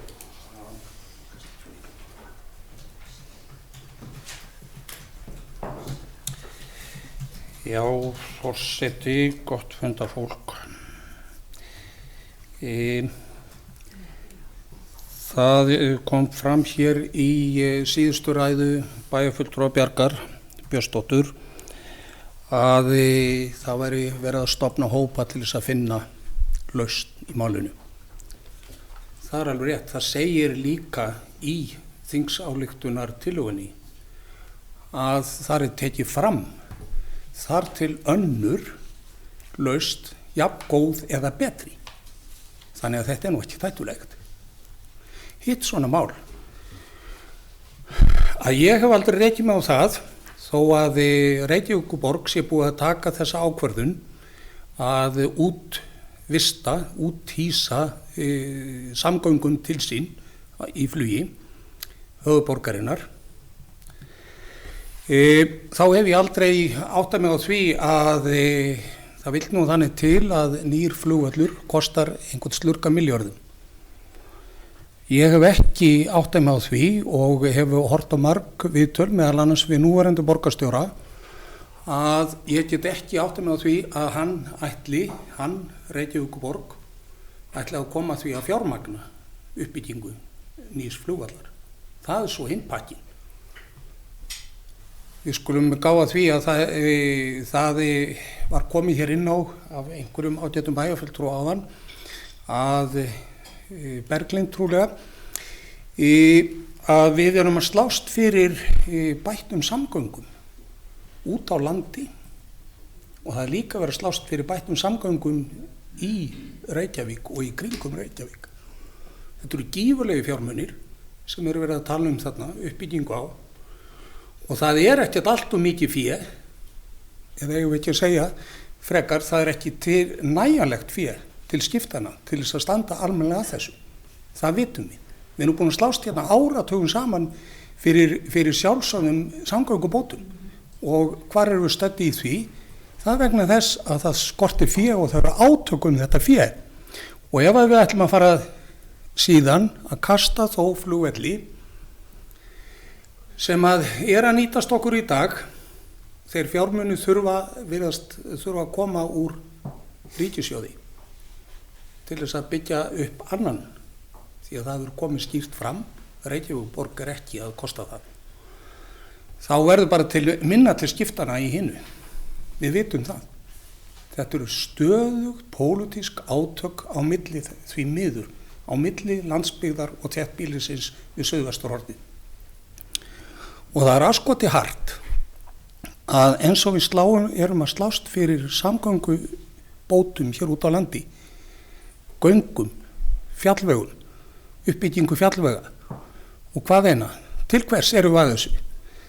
Við erum að því til þess meðal annars að tryggja það að þegar við verðum illa veik eða slösuð, þá sé hægt að koma okkur sem allra fyrst, eins og bæjarfulltrúi Berglind kom inn á, að flugvellinum á Egilsstöðum til þess að fljúga með okkur stystu leið í þar sem eru bestar bjargir á hverjum tíma. Og maður verður bara dasaður þegar mönnum dettur það í hug að síðan bara loka hinn megin. Að við komumst, færið ykkur bara til hérna innan fjórðungs. Við höfum bara hátækni sjúkrahúsi fyrir okkur. Þið getið komið einhvern veginn, er ekki að keyra ykkur eða hvað. Ekki eru þyrlur hérna til þess að flytja okkur. Hvar erum við eiginlega stödd í þessu? Verum við nú sjálfum okkur samkvæm og höldum áfram að slást fyrir samgöngubótum innan fjórðungs, en við þurfum líka að geta nýtt þær samgöngubætur til þess að komast þangað sem við þurfum á hverjum tíma. Gunnar Jónsson, ræðufulltrúi, lokið máli sínu. Anna Alexandersdóttir, bæjarfulltrúi, gjörðu svo vel. Forseti og góðu fundamenn, það er liðið 5-6. Við erum í lið þar sem við erum að fjalla að senda inn umsögn þingsályktunartillögu þjóðaratkvæðagreiðslu fram til Reykjavíkurflugvallar. Og mér þætti nú svolítið sérstakt ef við ætluðum bara að láta fyrir hlutan þarna standa sem umsögn þarna inn, því að það er verið að fjalla þjóðaratkvæðagreiðslu. Þannig að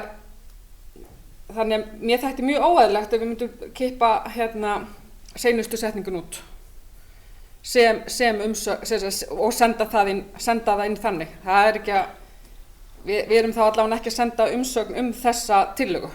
Það er alveg klárt. Þannig að ég legg nú til að þetta nú bara standi eins og þetta er og ég er á því að mér finnst bara í lagi hvort sem það er gert með þjóðaratkvæðagreiðslu eða hvort það sé einhver önnur leið til að íbúar á öllu landinu fá að segja sinn hug til Reykjavíkurflugvallar eða staðsetningu hans og tek undir þau orð sem hafa hér verið sögð að það er okkur mjög mikilvægt að hafa völl sem næst þeirri þjónustu sem við þurfum að sækja. Það er bara klárt. Og þetta ófremdar ástand sem er þarna, aðstæðan sem er þarna, það þarf náttúrulega að fara að komast einhver niðurstaða í máli þannig að það sé hægt að fara að byggja upp samgöngumiðstöð. Þannig að ég samþykkti þessa tillögu inn í bæjarráði á mánudaginn var og kem til með að gera það líka hér. Já, það er bara, þetta finnst mér, þetta er okkur mjög mikilvægt mál og þú veist, maður sér ekki að sé í sjónmáli að fara að verða annar völlur næstu 15, 20, 30 árin, sko. Það er bara, hvað er búið að taka langa tíma að hanna og undirbúa sjúkrahúsið við Hringbraut. Framkvæmdahraðinn í Íslandi er nú ekkert alveg, hann er ekki eins og í Kína, sko, sem er að reisa sjúkrahús á viku. Þannig ég bara, það þarf að komast botn í þetta mál, við þurfum að fara að fá almennilega samgöngumiðstöð og því styð ég áfram þessa tillögu eins og hún liggur hér fyrir. Takk. Hannes Karl Hilmarsson, bæjarfulltrúi, beðið orðið. Það er svara. Svara? Nei. Hún er að gera athugasemd við tillögu mína. Það er ekki svara. Forseti, bæjarfulltrúi og starfsmenn. Ég styð þessa tillögu bara eins og hún er lögð fyrir og stutt hana á mánudaginn. Þetta er klárlega ekki einkamál Reykvíkinga, þessi flugvöllur. Það búið berjast í mörg ár fyrir að byggja upp þetta hátæknisjúkrahús á Hringbraut og alltaf var að færa flugvöllin 20 kilometra frá sjúkrahúsinu. Það er alveg fáráleg ákvörðun og flugvöllurinn er rauninni bara okkar biðstofa á flesta þá þjónustu sem þið opinbera býður upp á. Þannig að ég styð þessa tillögu klárlega heilshugar. Hannes Karl Hilmarsson hefur lokið máli sínu. Eru fleiri sem óska eftir að taka til máls?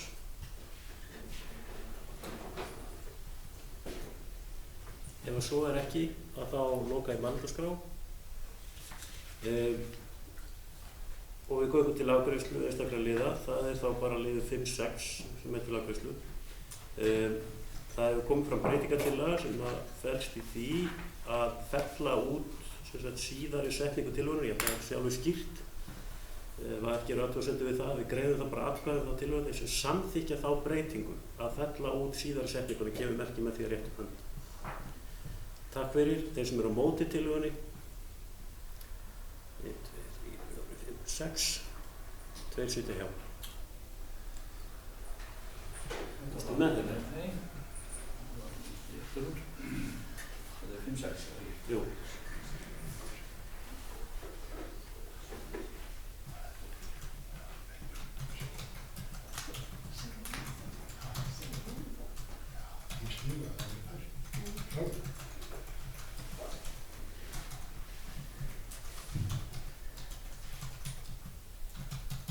Það eftir bókar, þetta gerist svona flókið óvönni.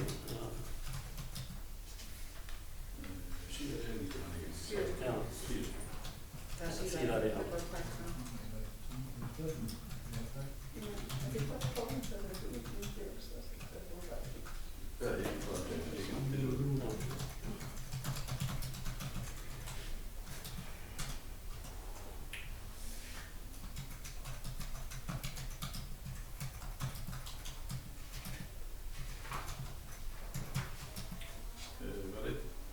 Einn með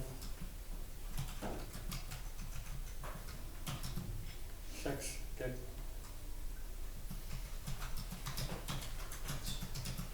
Það 2-7.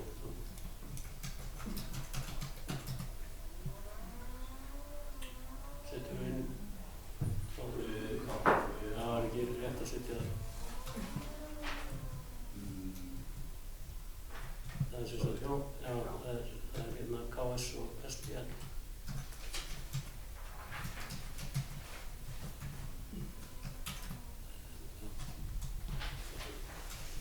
Svo setjum við ekki hérna líka, ég býði hérna.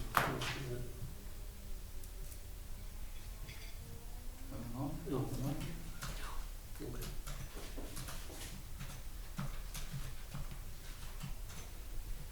Þetta, en þá berjum tillöguna eins og hún var lesin og kynnt í ráðan þessu samþykkja að gefa merki með því réttu hönd. Takk fyrir, einhverju móti. 2 á móti. Til hans samþykkt. 7 atkvæði gegn 2.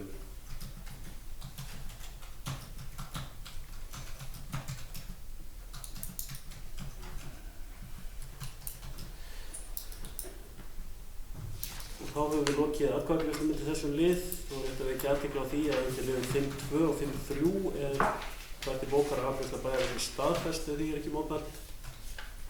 En að því séu að þá það næst 7. dagskrárliður. 7. liður, það fundagerð Bæjarráðs Fljótsdalshéraðs að 504. fundi Bæjarráðs. Sá fundur fór fram hér í dag. Áður að þessi fundur var haldinn. Aðeins 1 mál var það tekið fyrir sem ársreikningur 2019 sem við erum búin að fara yfir hér og einfaldlega bókað að það verið tekið fyrir undir lið 1 í þessari fundagerð en orðið laust ef einhver óskar eftir að taka til máls undir liðinu. Svo ekki og það það bókað svo.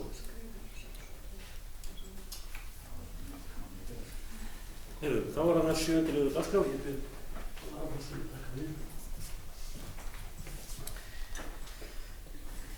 Já, það 7. liður á dagskrá sem umhverfis- og framkvæmdanefnd og það Stefán Bogi Sveinsson bæjarfulltrúi sem kynnir fundargerðina á draugabankanum. Forseti, ágætu bæjarfulltrúar og aðrir sem hér eru staddir. Það fundargerð umhverfis- og framkvæmdanefndar 127. fundur. Á fundinum voru tekin fyrir 16 dagskrármál og af þeim eru 3 tekin fyrir til sérstakrar tillögugerðar hér fyrir bæjarstjórn. Það þá fyrst liður 7.6, það deiluskipulag grundar á Efri Jökuldal. Skipulags- og byggingarfulltrúi kynnti umhverfis- og framkvæmdanefnd tillögu að svörum við innsendum athugasemdum. og þar eftirfarandi tillaga lögð fram að tillögu umhverfis- og framkvæmdanefndar samþykki bæjarstjórn fyrirliggjandi svör við athugasemdum, jafnframt samþykki bæjarstjórn deiliskipulagið og að það fái málsmeðferð í samræmi við 3. málsgrein 41. grein skipulagslaga nr. 122/2010. Ég hygg að bæjarfulltrúar séu ágætlega upplýstir þetta mál og þetta hefur verið nokkuð oft bæði í meðförum umhverfis- og framkvæmdanefndar og hefur svo sem komið aðeins til umræðu innan bæjarstjórnar sömuleiðis.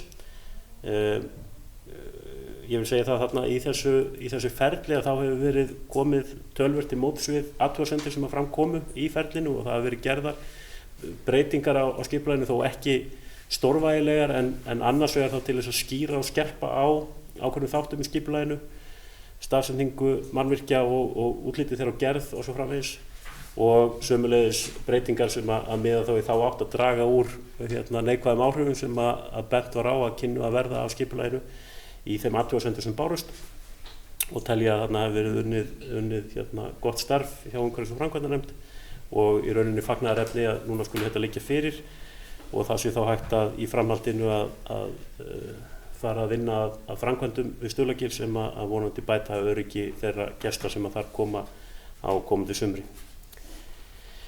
Nú undir lið 7.7, það Tesla hleðslustöð á Egilsstöðum en þar liggur fyrir erindi frá forsvarsmönnum Tesla vegna staðsetningar á einni hleðslustöð í íþróttamiðstöðin á Egilsstöðum. Þetta svokölluð, ég man nú ekki þýðingur á þessu, þetta áfangastaðastöð, það að segja að þetta sem stöðvar sem að Tesla hefur boðið ákveðnum aðilum að hafa hjá sér. Það eru þá gististaðir, veitingastaðir og aðrir áfangastaðir fólks og var sérstaklega vísað á sundlaugina á Egilsstöðum í því efni. Þetta hefur verið aðeins í meðförum innan sveitarfélagsins og þannig að liggur fyrir niðurstaða umhverfis- og framkvæmdanefndar sem að hljóðar, og tillagan sem að gerð í samræmi við hana en hún hljóðar svo að tillögu umhverfis- og framkvæmdanefndar samþykkir bæjarstjórn erindið og felur skipulags- og byggingarfulltrúa og setja verkefni á lista yfir fyrirhugaðar framkvæmdir. Nú, það þá að síðustu liður 7.15 sem breyting á aðalskipulagi Fjarðabyggðar og deiliskipulag Heyklifs skipulags- og matslýsing. En þar að ræða kynningu vegna fyrirhugaðra breytingar á aðalskipulagi Fjarðabyggðar 2007-2027, Heyklif ferðaþjónusta ásamt deiliskipulagi Heyklifs og umhverfisskýrslu. En tillagan á vinnslustigi. Eftirfarandi tillaga lögð fram að tillögu umhverfis- og framkvæmdanefndar gerir bæjarstjórn ekki athugasemd við breytingar á aðalskipulagi Fjarðabyggðar 2007-2027, Heyklif ferðaþjónusta ásamt deiliskipulagi Heyklifs og umhverfisskýrslu. Ég hef lokið að gera grein fyrir þeim tillögum sem hér eru lagðar fram en fundargerðin er lögð fram hér til umræðu og afgreiðslu. Stefán Bogi Sveinsson bæjarfulltrúi hefur lokið máli sínu og orðið laust. Björg Björnsdóttir bæjarfulltrúi gerði svo. Forseti, ágætu bæjarfulltrúar og aðrir fundarmenn. Þið vil nú bara fyrirgefa og svo fáir bæjarstjórnarfundir eftir hjá mér. Ég verða að fá að nota tækifærið alltaf þegar það býðst. Það liður 7.14 sem sérstakt áhugamál hjá mér eins og þið hér í bæjarstjórn vitið göngu- og hjólastíga sem þetta erindi sem kemur inn til nefndarinnar frá ungmennaráði þar sem þau eru að hvetja til þess að það verði haldið áfram að leggja nýja og færa göngu- og hjólastíga og taka sérstaklega fram að skoða verði hvort að hægt sé að leggja göngu- og hjólastíg að vök baðs. Og nefndin sem sé vísar þessu í raun og veru yfir til nýs sameiginlegs sveitafélags og ég sé ekkert nema enn stærri tækifæri í því þegar hér verður komið nýtt sameiginlegt sveitafélag heldur en að við gerum og kortleggjum alla þá göngu- og hjólastíga sem eru í þessum sveitafélagum öllum og reynum náttúrulega eftir fremsta megni í samvinnu við vegagerðina og aðra haghafa að tengja þetta hér á milli. Þetta klárlega mikill vöxtur í ferðamennsku á þessum toga þar sé að fara hjólandi á milli staða og það verður ótrúlega flott hjá okkur ef við getum verið með í þessu stóra, landfræðilega stóra sveitafélagi, verið með göngu- og kannski sérstaklega hjólastíga hér á milli sveitafélag. Það væri mjög flott. Og fyrst ég nú hér komið þá minnir mig að þetta við höfum hér einhvern tíman sett þetta í ákveðin farveg þar sé að kortlagningu þessara stíga sem að fyrir eru í sveitarfélaginu og af því það fyrir hver að vera síðastur þá kannski spyr ég hvort að menn viti nokkuð hvernig þeirri vinnu líður.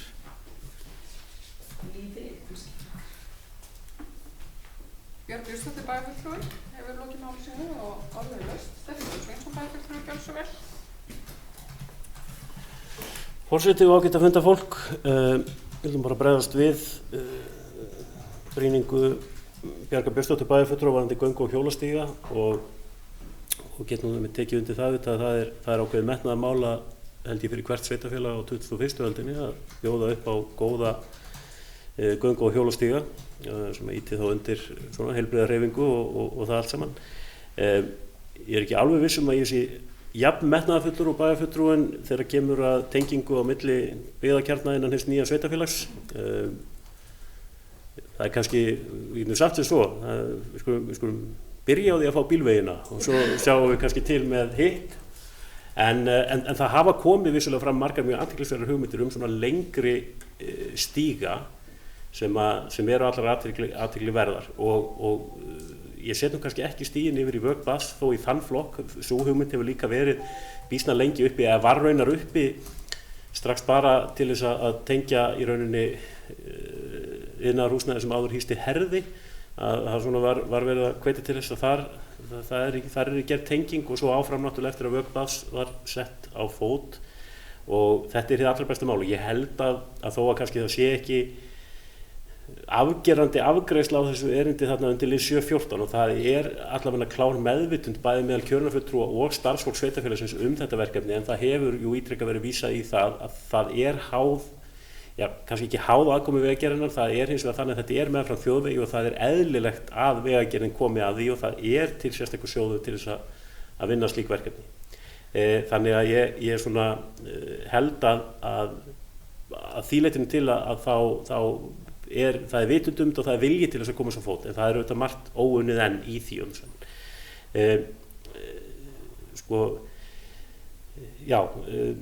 þannig að ég held að málið sé svo sem á þokkalegu stað þannig lagað þó það sé ekki augsýn að þessi stígur verði lagður.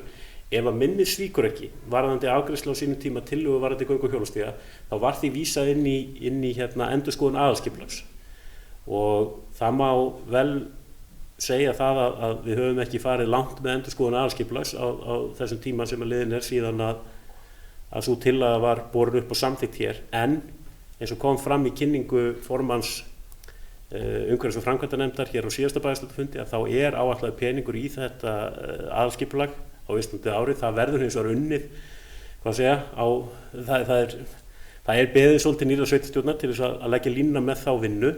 Þannig að peningarnir eru til staðar og það á að hefja vinnuna og göng- og hjólastígarnir fylgja þar með trúi ég eða leyfi ég mér að fullyrða það vegna þess að það er samþykkt fyrir því að taka þetta upp í því samhengi, það sé að heildar samhengi og þá held ég að það sé nú bara nokkuð nálægt því að við séum að gera þetta samkvæmt því sem að bæjarfulltrúi Björg Björnsdóttir hefur óskað eftir. Stefán Sveinsson bæjarfulltrúi lokið máli sínu og orðið er enn laust.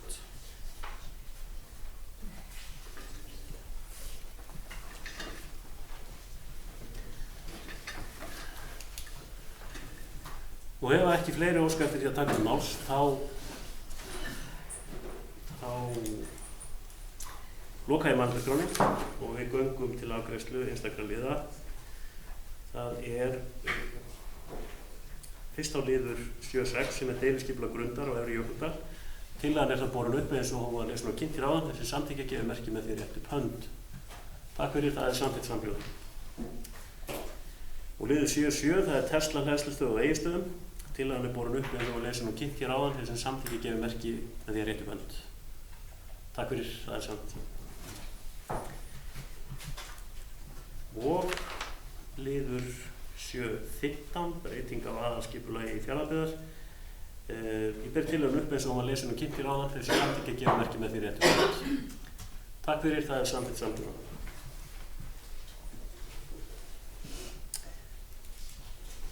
Og við höfum þá lokið við að afgreiða tillögur en ég vil vekja athygli bæjarfulltrúa á því að undir lið 7.4, 7.8, 7.13 og 7.14 er bókað að afgreiðslu umhverfis- og framkvæmdanefndar sé staðfest, en ef ekki eru athugasemdir við það, þá höfum við lokið við að fara yfir þennan 7. dagskrárlið.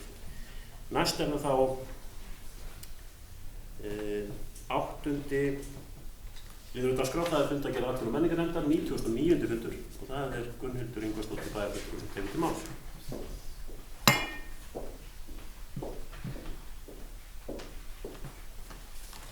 Forseti, gott fundafólk. Það er sem sagt að kynna hér fundargerð atvinnu- og menningarnefndar, fundur númer 99. Og fundargerðin er í 5 liðum og 2 teknir út. Það er 8.2 flutningsjöfnunarsjóður. Fyrir nefndinni lá tölvupóstur frá Sigrúnu Hólm Þorleifsdóttur flutningsjöfnunarsjóð. Málið var á dagskrá á síðasta fundi nefndarinnar. Og eftirfarandi tillaga er lögð fram. Bæjarstjórn tekur undir með atvinnu- og menningarnefnd og vekur athygli atvinnurekenda á að kynna sér flutningsjöfnunarsjóð sem hýstur er hjá Byggðastofnun. Hlutverk sjóðsins er að styrkja framleiðslufyrirtæki sem búa við skerta samkeppnisstöðu vegna hærri flutningskostnaðar. Og seinni liður sem tekin er úr til 8.4, það er gagnaver. Fyrir nefndinni lá erindi frá Benedikt Warren að skipa 3 manna nefnd til að endurskoða og yfirfara gögn gagnaver á héraði og gera tillögu framhald slíks verkefnis. Eftirfarandi tillaga lögð fram. Bæjarstjórn tekur undir með atvinnu- og menningarnefnd og óskar eftir upplýsingum frá Landsneti flutningsgetu og öryggi og afhendingu raforku til svæðisins í ljósi umræðum ýmis tækifæri til atvinnuuppbyggingar meðal annars á gagnaveri. Jafnframt er vísað til fyrri bókunar atvinnu- og menningarnefndar frá 21. janúar 2019 að við endurskoðun aðalskipulags fyrir sveitarfélagið verði skoðuð möguleg svæði fyrir gagnaveri. Aðallega til var fundargerðin lögð fram til umræðu og afgreiðslu. Og Gunnhildur Ingvarsdóttir hefur lokið máli sínu og orðið er laust undir liðnum. Björg Björnsdóttir bæjarfulltrúi, gjörðu svo vel. Þú ert ekkert að hafa áhyggjur af þessu, þetta er bara Forseti og getur bæjarfulltrúi, jú, ég er hálf miður mín yfir þessu bara, en það er liður 8.2. Mér fannst þetta nefnilega mjög merkilegt, ég ræddi þetta tölvist hér á minnihlutafundi í gær og þar kom meðal annars fram að það, svo virðist sem að það séu einungis 2 fyrirtæki hér á Fljótsdalshéraði sem hafa séð sér hag í því að sækja í þennan sjóð. Og eitt sem var nefnt í umræðum okkar í gær var að eftir væri umsóknarferlið svolítið flókið, eða menn væri svolítið að setja það fyrir sig. Og því datt mér nú bara í hug og ég biði innilega afsökunar ágæti Stefán Bragason, ég sé alltaf að bauna á því svona einhverjum tillögum óundirbúið, en mér datt allt í hug hvort að við hefðum ekki átt að nýta þarna aftast að við svona setningu sem geti hljóðað einhvern veginn svona, þá er því beint til Austurbrúar að bjóða upp á aðstoð við útfyllingu umsókn í sjóðinn. Ef að það er sannarlega eins og var allavega rætt á okkar fundi í gær, svo að fyrirtæki eða svona forsvarsmenn fyrirtæki þeir svona setja kannski skriffinnskuna örlítið fyrir sig eða vex svona í augum svona þegar þeir opna þetta, að þá er Austurbrú náttúrulega mjög vel í stað sett til þess að aðstoða við akkurat svona vinnu. Þetta er inn á vef Byggðastofnunar og ég held að það geti farið mjög vel á því að vekja leið þá athygli á sjóðnum og að það sé hægt að sækja sér aðstoð. Ég gæti nú líka mögulega að senda þetta í tölvupósti ef þér væri hagur því. Takk fyrir. Björg Björnsdóttir hefur lokið máli sínu og orðið er laust, eru fleiri sem óska til Sigrún Blöndal, varabæðarfulltrúi, gjörðu svo vel.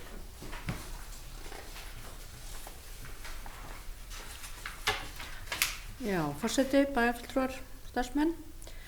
Ég vil nú fagna því sem að forseti sagði hér rétt áðan að honum finnst hann loksins vera á fundi.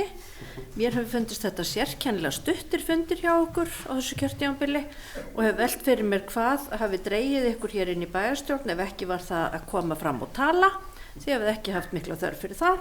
Ég skil ekki þennan fundatíma, svo við skulum bara reyna að standa okkur þessa síðustu daga. En mér langar allt svo til að leggja hér orð í belg varðandi lið 8.2. vegna þess að þetta var rætt þarna talsvert á fundinum í atvinnu- og menningarnefnd og það náttúrulega til dæmis einn flötur á þessu. Björg bæjarfulltrúi Björnsdóttir kom inn á það að það væri hægt að beina því til Austurbrúar aðstoðamenn við eða fyrirtæki við að sækjum styrki og það var einmitt rætt þarna á fundinum að öll skriffinnska við svona styrkja umsóknir væri orðin býsna flókin og umhent og þannig. En það held ég sé nú kannski bara eitthvað sem menn verða að horfast í augu við, að fólk til þess að fá opinbert fé, þá þurfa menn að hafa örlítið fyrir því og gera grein fyrir aðstæðum og skila upplýsingum og ýmsu. Þess að ég held að það verður nú ekkert aftur snúið kannski varandi það, en vissulega má auðvelda mennum umsóknarferlið einhvern veginn með kynningum. En það sem mér finnst kannski, það sem að við veltum líka svolítið fyrir okkur, og ég stoppaði aðeins við það þegar Gunnhildur Ingvarsdóttir bæjarfulltrúi var að fara hér yfir starfsáætlun atvinnu- og menningarnefndar, þá í annarri grein varðandi verkefni atvinnu- og menningarnefndar segir eitthvað á þá leið að atvinnu- og menningarnefnd beri ábyrgð á samskiptum við hagsmunaaðila, svo sem samtök atvinnulífs og ferðaþjónustu í landshlutanum, og það segir nokkuð meira þetta.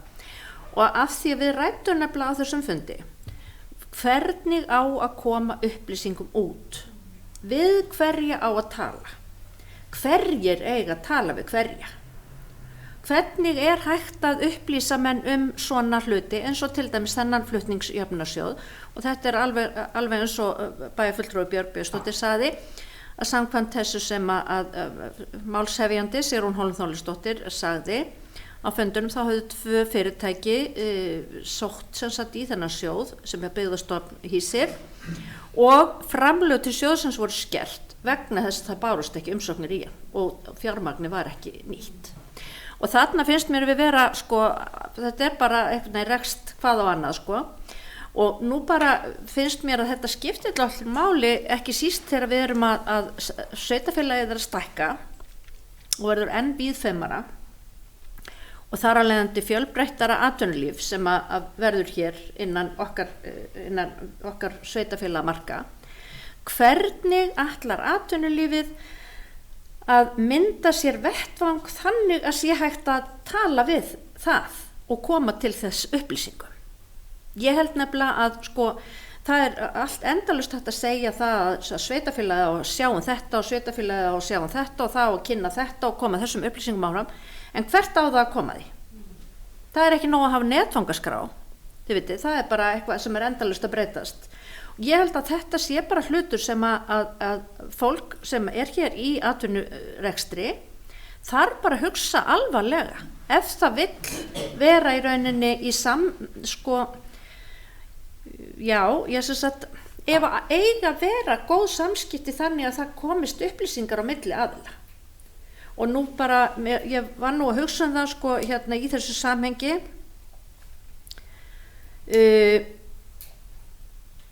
mér fannst til dæmis talsvert það hér á sínu tíma þegar við fórum að ræða við íþróttafélag en ekki deildir innan íþróttafélags uppbyggingu á mannvirkjum í íþróttum. Þá var verið að tala við hagsmunaaðila sem að talaði fyrir þá marga aðila innan sinna vébanda, en það var einhvern veginn komust skilaboðin á einn stað og það voru ekki allir bara að tala fyrir sinn hatt. Svoleiðis að mér finnst þetta einlega grundvallaratriði, ef sem sagt sveitarfélagið á að veita þjónustu og vera í góðu sambandi við til dæmis atvinnulífið, þá verður atvinnulífið að gera sér einhvern vettvang sem aðgengilegt að hafa samband við. Þetta auðvitað til sem þjónustu samfélagið á héraði, og það hefur nýst þannig að fulltrúar þjónustu samfélagsins koma til fundar.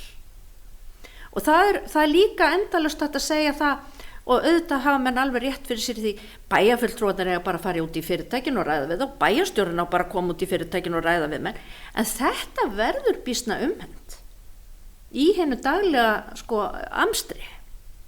Svoleiðis að mér finnst að menn þurfi aðeins að líta í eigin barm, þeir sem að eru nú svona út á feltinum, og vegna þess að ef að menn koma á góðum svona vettvangi sem hægt að raunni ræða við og koma svona til skila ákveðnum hlutum, þá held ég að það geti verið sko ávinningu fyrir alla aðila, bæði sveitarfélagið sem fengi þá meiri upplýsingar og betri og fyrir þessa aðila sem að sveitarfélagið geti þá veitt upplýsingar og aðstoð sko með kannski skilvirkara hætti. Þetta var nú bara svona það sem ég fór að velta fyrir mér í sambandi við þetta tiltölulega einfalda mál með flutningsjöfnunarsjóð. Takk. Sigrún Blöndal hefur lokið máli sínu og Hannes Karl Hilmarsson hefur beðið orðið, bæjarfulltrúi, gjörðu þú vel.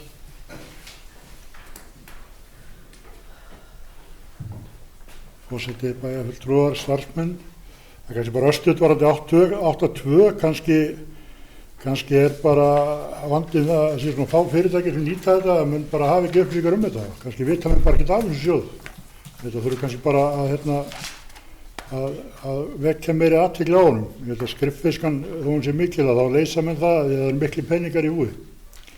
En annað, það er 8.4, nokkuð að taka undir þetta erindi frá Benedikt Warren, varandi það skip að þriggja manna nefnd að endurskoða yfirfara þau gögn gagnaver á héraði. Þá sérstaklega kannski myndi ég vilja sjá þess að nefnd spá og spekulera og skoða hann nýlega áhuga frá Bretlandi var alltaf þess að ofurtölvu fyrir bresku veðurstofuna. Þarna kannski tækifæri til framtíðar sko, að kanna það ítarlega og náttúrulega þá kemur það í svörum Landsnets hvort að það sé grundvöll til að bjóða upp á þessi svæði í kringum okkur, þessa stiðnaðsvæði að sé nægilegt rafmagn. Það var talað 7 megavött fyrir þessa ofurtölvu og í framhaldi af svörum Landsnet væri það að skoða ýmsa kosti og ég tel þetta ansi áhugavert þessa pælinga Bretana. Ég er ekkert endilega stuðningsmaður gagnavers fyrir Bitcoin, það er eiginlega tjaldað til einnar nætur, þetta Bitcoin dæmi getur orðið henni, þannig að en klárlega að skoða þetta í samhengi við þessa ofurtölvu. Hannes Karl Hilmarsson hefur lokið máli sínu, eru fleiri sem óskar eftir að taka til máls. Anna Alexandersdóttir er að gera svo vel.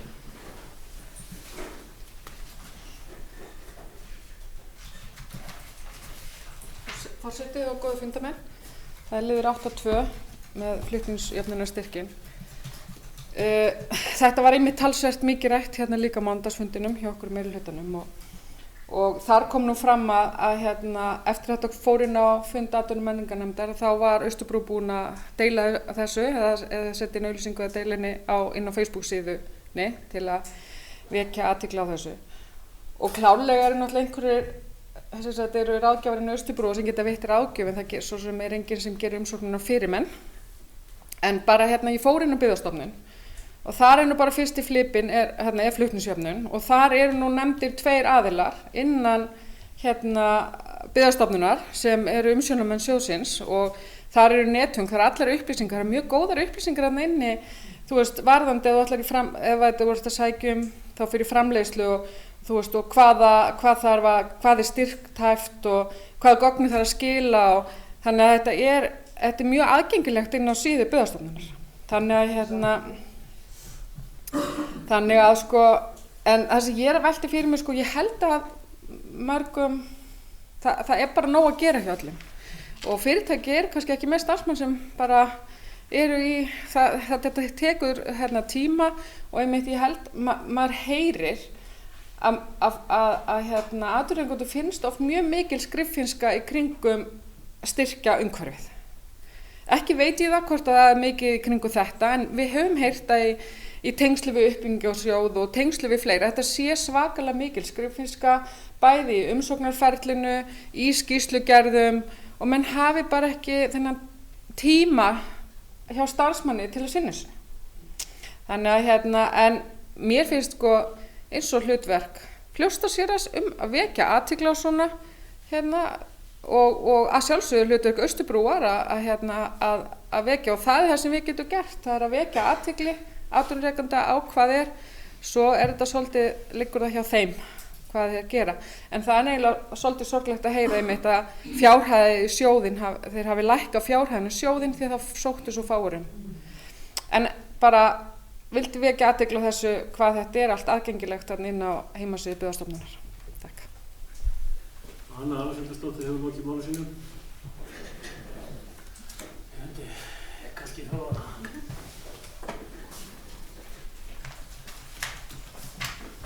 Og næstur mældagskrá Stefán Bogi Sveinsson bæjarfulltrúi.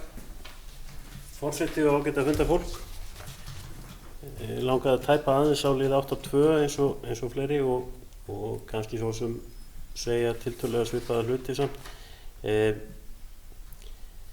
Það hendir stundum þá sem að vilja skilgreina sig sem miðjumenn að lenda á milli í svona umræðu. Ég sé alveg, bæði skilji ég þá sem að standa í því að reyna að sækja sér opinbera styrki. Það heilmikil skriffinnska í kringum það og kannski það sem að verra að oft vilja þetta vera frekar rýrir fjármunir meðan við þá vinnu sem þarf að leggja í. Á móti kemur auðvitað að það getur enginn ætlast til þess að fá eitthvað fyrir ekki neitt og það eðlilega gerð sú krafa að gagnaskil séu vönduð og það sé liggi ljóst fyrir hvert opinbert fjármagn fer og þannig að hægt sé að rekja það að það fari sannlega til þess að mæta því sem það á að gera. Þannig að þetta svona, ég held að í þessu tilfelli eins og kannski mörgum að þá hafi báðar hliðar nokkuð til síns máls en ég held þó að það sé hægt að gera betur bæði af hálfu þá þeirra sem að halda utanum sjóði af þessu tagi eða styrkja þessu tagi þá hjá þeim sem eiga að vera til stuðnings við atvinnulífið og svo hjá atvinnulífinu sjálfu. Og að þess vegna í sjálfu sér geri ég ekki athugasemdir við og styð það að við bætum við þessari setningu varðandi Austurbrú af því að þetta nú einu sinni kannski svolítið hlutverk Austurbrúar að vera til stuðnings og ráðgjafar og það sem ekki verið að gera kröfum annað heldur en að það sem ég veitir ráðgjöf og þetta svona, ég var svona hugsaði með sjálfum mig hvort þetta væri svona einhvern frekjuleg krafa að setja fram en þetta í rauninni bara ábending sem ég held að geti komið bara öllum til góða þegar upp er staðið og í rauninni eins og kom fram í máli Önnu Alexandersdóttur bæjarfulltrúa og þá hefur Austurbrú þetta vitneskjumenn og sjóð hefur verið að reyna að deila upplýsingum hann og þetta í rauninni bara kannski eitt skref til viðbótar þá gagnvart þeim fyrirtæki sem hafa sannarlega áhuga auðvitað ekki hægt að gera þá kröfu að það sé bara fylltar út umsóknum fyrir viðkomandi aðila en ef að fyrirtæki hafa áhuga þeir fái þá aðstoð. Þannig að ég styð það. En aðeins langaði mig líka til að tæpa á lið 8.4 varðandi gagnaver í tilefni orðum Hannesar Karls Hilmarssonar bæjarfulltrúa og þeirri tillögu sem að lá fyrir atvinnu- og menningarnefnd og ég svona segja sem mína skoðun, ég held að skipa sérstakann starfshóp utan þetta verkefni sé ekki tímabært en tek algjörlega undir það sem atvinnu- og menningarnefnd hefur ákveðið að gera þarna að því að lykilspurningin rafmagn. Til staðar rafmagn til þess að fara í slíkar aðgerðir og ef maður fer í smá söguskoðun á þessu þá auðvitað það voru unnin gagnaversverkefni á vegum þessu sveitafélags, allavega eitt ef ekki fleiri en eitt og ég man þá tíð að það átti að dusta rykið þessum pappirum og var farið að kanna það nánar og svörin voru einfaldlega þá leið að menn gætu gleymt þessu vegna þess að það væri ekki hægt að afhenda raforku sem auðvitað mjög svekkjandi en sveitafélagið gat ekkert gert í því og þar af leiðandi var ekki ástæða til að eyða púðri í slík verkefni meðan sú staða var uppi. Nú auðvitað tímarnir að og það tvennt sem kemur til, annars vegar styrking á flutningskerfinu og þess vegna eðlilegt að taka málið upp held ég á þessum nótum, það að segja á þessari lykilspurningu, bara spyrja, rafmagn? Ef það rafmagn, þá getur maður farið að velta fyrir sér, eru einhverju fletir til þess að nota það. En mín skoðun samt svo að til þess að gagnaversverkefni verður raunhæft og þá kannski sérstaklega gagnaversverkefni eins og það sem að Hannes Karl Hilmarsson bæjarfulltrúi nefndi hérna áðan, sem ég heldur að sé leiðin, við viljum verkefni sem verið að semja við stóra aðila, ekki þá sem eru í rafmyndagreftri, heldur einhverja aðila sem eru sannarlega í gagnageymslu. Þá erum við að tala eins og verkefni á borð við það sem nefnt var hér áðan og svo verkefni sem eru þá á vegum aðila eins og Google eða Microsoft eða stærri aðila.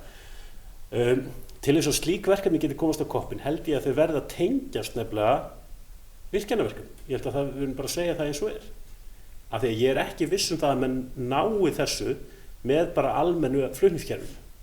Og það gagnaversverkefni sem hefur kannski verið mest áberandi núna undanförnu það sem að fór í gang á Blönduósi Og það tengdist auðvitað því að þar voru menn með raforku beinlínis úr virkjun og svæðinu sem menn voru ekki að koma út fyrir svæði hvort þið er. En hitt er annað mál að ef að eitthvað verður af virkjanaframkvæmdum hér og þá kannski sérstaklega horfi ég til vindorkukosta sem menn hafa verið að velta upp. Það gæti verið flötur á því að tengja saman hreinlega framkvæmdina við vindorkugarð og framkvæmd og að fundin sé aðili sem vil bara kaupa orkuna, hreint og klárt og beint. Þannig að fyrir þessum möguleikum þurfum við að hafa opin augun. Fyrsta skrefið er auðvitað að skoða hver er staðan gagnvart Landsneti, en næstu skref eru síðan að skoða eru þessi orkuverkefni að fara eitthvað áfram, þessi virkjanaverkefni, og þá eru möguleikar sem að tengjast þeim. Og þetta með verða að vera á tánum, en ég er svona að segja fyrir mína parta, mér finnst ekki tímabært að setja þetta í starfshópinn til að nefndin hafi tekið rétt og gott skref og menn skoða þetta síðan bara í framhaldinu eftir því sem að ljóst verður hvaða möguleikar eru fyrir hendi. Stefán Bogi Sveinsson bæjarfulltrúi lokið máli sínu og Björg Björnsdóttir bæjarfulltrúi Björnsson. Svo þetta ágætu bæjarfulltrúar þessi liðu 8-4. Þetta kom nefnilega til tals í gær. Ég vakti mitt máls á því hvort að við hefðum raforku í þetta og að þeim ég rámaði í og ég vildi deila því með ykkur. Ég fann hér frétt frá því í júlí í fyrra þar sem að er sem sagt verið að fjalla skýrslu Landsnets afl og orkujöfnuð fyrir árin 2019 til 2023 og þá þeir að telja sem sagt líkur á aflskömmti lágar til ársins 2021 en hækka svo eftir það og það stafar að því að úttekt frá flutningskerfinu mun aukast meira en áður var reiknað með aðalega vegna aukinnar notkunar hjá gagnaverum. Þau eru nefnilega þau þurfa ansi mikið afl til að reka sig og ég man nú ekki tölurnar sem ég var að fleygja í fundinum í gær. Já, það var margfalt það sem við erum að setja í húshitunar, í rafmagn fyrir hús á öllu Íslandi. Sko. Þetta eru töluvert mikið magn og ég held að við vitum það alveg akkurat í dag að þá er þessi orku ekki að finna hér á Austurlandi. Þvert á móti eiginlega, en það eru þetta ýmis teikn á lofti eins og bæjarfulltrúi Stefán Bogi Sveinsson kom inn á, bæði með vonandi bættri flutningsgetu en líka kannski einhverjum öðrum aflgjöfum. Það er að segja við höfum fengið hér ágætis kynningu á vindorku og möguleikum með henni tengdri og í því samhengi held ég að þetta verði mögulega hægt að gera en svona miða við þetta þá held ég að við höfum ekki þessa raforku í dag eða á morgun. Björg Björnsdóttir hefur lokið máli sínu, Hannes Karl Hilmarsson.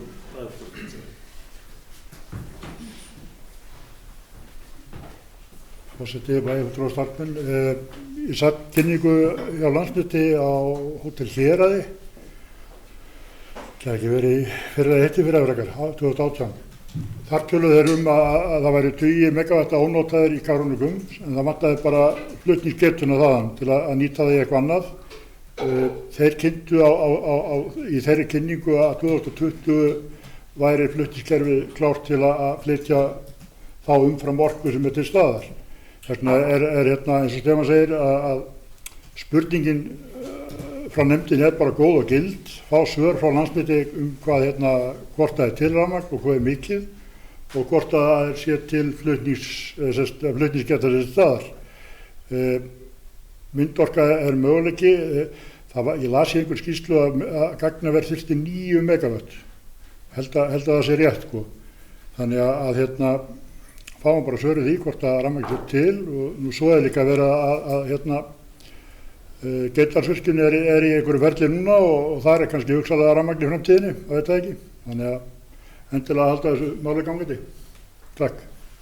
Hannes Karl Hilmarsson hefur lokið máli sínu og Gunnar Jónsson bæjarfulltrúi hefur beðið.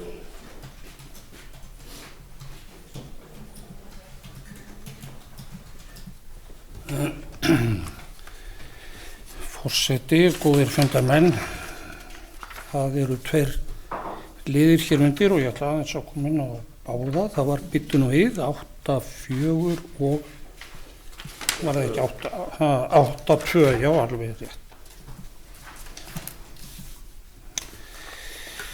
Ég vil nú hérna byrja á því að þakka móðurlega tilmæli varabæjarfulltrúa Sigrúnar Blöndal hér til atvinnurekenda á Fljótsdalshéraði. Ég bara fagna þessar umræðu og auðvitað það mjög gott að það sé hægt að ná í eitthvað fjármagn til þess að jafna þennan flutningskostnað vissulega. En ég ætla nú bara að segja það hér, ég geri nú ákveðið þá kröfu til þeirra sem eru í þessum atvinnurekstri og ég veit að þeir eru fullkomlega til þess bæri að sækja þetta. Aðalatriði að menn viti af þessu. Það ekkert nema sjálfsagt að benda á það. En af því að varabæjarfulltrúinn Sigrún Blöndal þrái svo að heyra okkur tala, þá ætla ég að tala hérna 1,5 tíma lið 8-4. Henni bara til ánægju. Djók.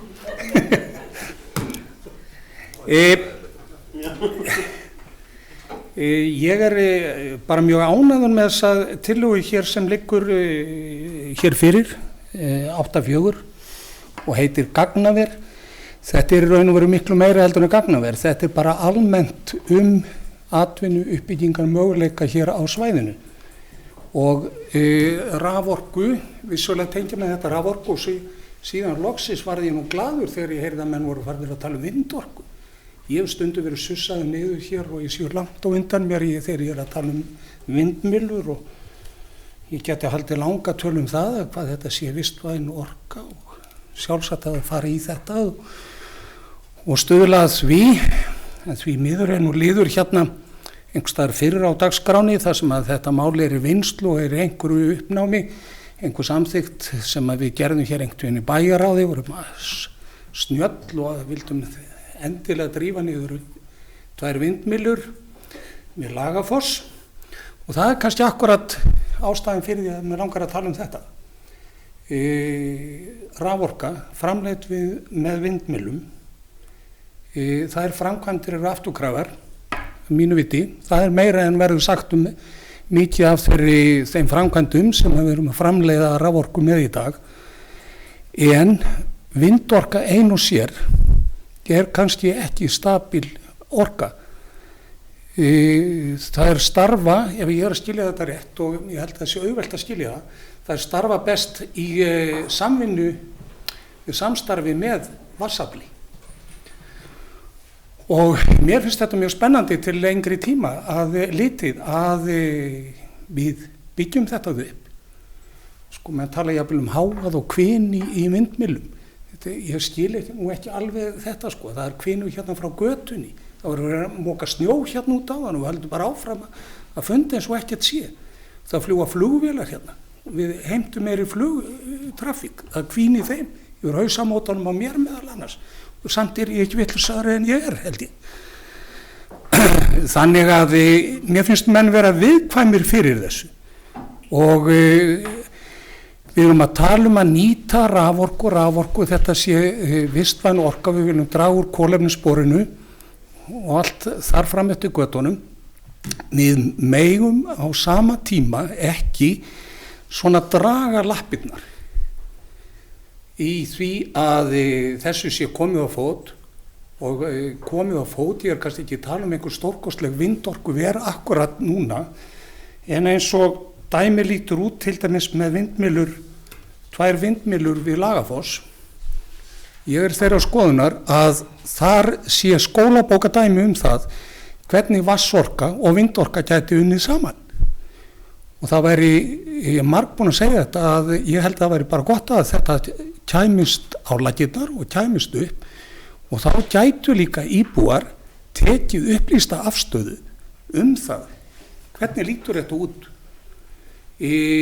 og þetta góður kostur eða ekki, þá sjáum við þetta fyrir okkur og getum dæmt það og fáum, eins og ég segi, tekið upplýstari ákvörðun hvort að við eigum að ganga lengra í framleiðslu á raforku með vindorku. Gagnaver og ofurtölvur, ég hef ekkert vitað þessu, en ég veit að það mikið rafmagn og mér finnst vera misvísandi hvað þetta er mikil atvinnuuppbygging, hvað eru margir sem starfa við þetta, en ég held að þetta sé nú hlutir sem að vefja mjög upp á sig. Og Austurland og við þess vegna hér á Héraði og í sveitafélaginu höfum bara held ég góða stöðu til þess að bjóða upp á svona kosti. Við höfum ærið af kælivatni. Við blessunarlega höfum ekki ofanflóð. Við hefum nóg svæði án þess að liggja undir hugsanlegum ofanflóðum og þá höfum við ekki jarðskjálfta. Það var áreiðanlega í yfirferði ráðherra og þingmanna hérna daginn að það kom fram að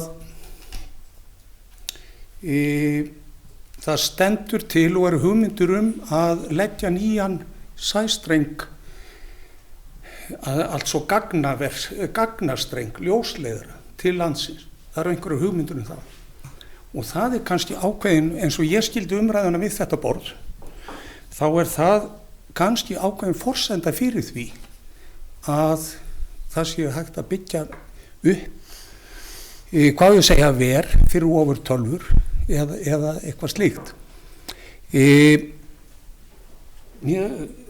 Ég upphafi fagnaði þessari tillögu. Það er sjálfsagt að skoða þetta og við eigum kannski að reyna að hafa áhrif á það.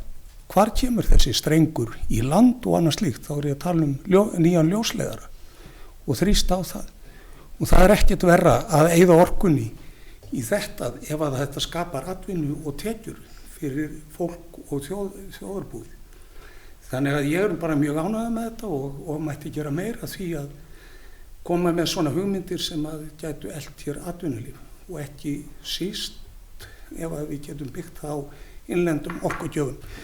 Því að ef að þetta er ekki framkvæmt með innlendum náttúruvænum orku eða hvað við að segja kolefnislitlum orkugjöfum hér á landi, þá er einsvíst að þetta sé gert með kolefnisgefandi eða semst orkugjöfum með háu kolefnisspori bara í nágrannalöndunum. Og til hvers erum við þá að berjast í þessu? Því að við erum nú einu sinni öll á sömu jarðarkúlinu og erum að nota sama loftið.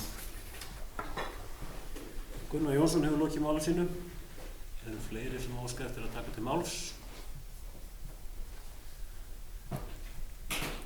Ef að svo er ekki, þá ætla ég að loka mælendaskránni og við göngum til afgreiðslu einstakra liða. Nú ætla ég að æfa mig sérstökum kemum fundarskap. Þegar hér var nefnilega borin upp viðauka tillaga og því tilfelli, þá sko erum við að ræða hreina viðbót, þá berum við fyrst upp aðaltillöguna og svo viðaukan. Þannig ég ætla að byrja á því að bera upp tillöguna eins og hún var lesin og kynnt hér áðan. Þeir sem samþykja þá tillögu sem verður til lið 2, þeir sem samþykja hana gefur merki með þér eftir hönd. Takk fyrir, það er samþykkt samþykkt. Þá ætla ég að bera upp viðaukatillögu Bjarnarfjörðsdóttur sem að við bætist, þá er því beint til Austurbrúar að bjóða og aðstoð við útfyllingu umsókna í sjóðinn. Sem að samþykja að þetta bætist í tillöguna gefur merki með því réttu hönd. Takk fyrir, það er samþykkt samhljóð. Þá er það svo gjört. Nú, næst er þá liður 8.4. Þar er tillagan borin upp eins og hún var lesin og kynnt hér áðan og þessi samþykja gefur merki með því réttu hönd. Takk fyrir, það er samþykkt samhljóð. Við erum þá lokið afgreiðslu tillagnanna. Ég ætla nú að vekja athygli á því og benda sérstaklega á það. Það er undir lið 8.1. Þar höfum við ekki í drögum að fundagerð gert ráð fyrir afgreiðslu nefndarinnar með staðfest, en ég tel eftir að hafa skoðað að það sé rétt að við bókum það afgreiðslu sé staðfest vegna þess að atvinnu- og menningarnefnd er samþykkt í eigin starfsáætlun og þá er rétt að staðfesta þá afgreiðslu hér. Eru athugasemdir við þetta? Nei, þá er bókað semst að afgreiðsla nefndarinnar staðfest en jafnframt tekið fram að hún hefði verið kynnt undir lið 2. Kemur það þannig fram í hluti. Nú, þá erum við lokið við að fara yfir 8. dagskrárlið og þá er komið að 9. lið sem er fundargerð íþrótta- og tómstundanefndar, 60. fundur og það er Berglind Harpa Svavarsdóttir bæjarfulltrúi sem tekur til máls.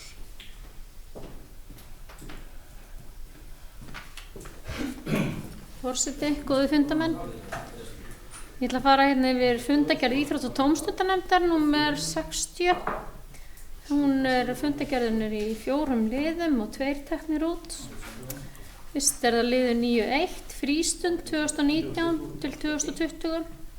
Fyrir liggur skýrsla starfshóps frístundastarfs og Fljótsdalshéraði ásamt fundagerð síðasta fundar hópsins. Eftirfarandi tillaga lögð fram. Bæjarstjórn tekur undir með íþrótt- og tómstundanefnd og þakkar hópnum fyrir vel unna skýrslu og fagnar því að hún sé rædd.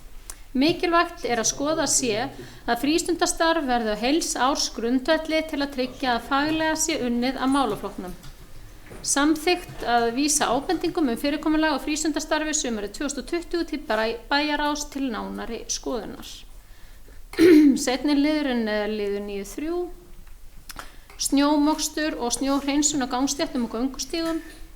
Fyrir liggja umræður skipulag snjómoksturs og snjóhreinsunar á gangstéttum og göngustígum. Eftirfarandi tillaga lögð fram. Bæjarstjórn samþykkir að fela bæjarstjóra að láta gera nýtt kort sem sýnir forgangsröðun í snjómokstri á götum og gangstígum á Egilsstöðum og í Fellabæ í samræmi við gildandi reglur þar Kortið verði aðgengilegt á vef sveitafélagsins hið fyrsta. Fleira var ekki tekið út og hérna hún borin upp til umræða afgreiðslu. Takk. Orðið laust. Undir þessar fundagerðir einhver sem óskar eftir því að taka til máls. Það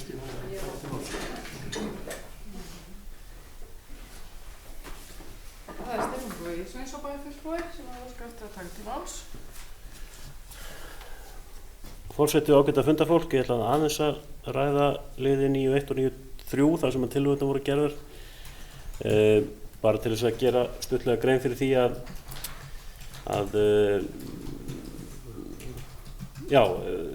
hvernig ég ætla að sé fyrir mér að menn þurfa að takast á við verkefni varðandi frístundina. Það liggur þetta fyrir eins og fram kemur afbragðsgóð skýrsla og samantekt það hvernig hægt verður að sjá þetta fyrir sér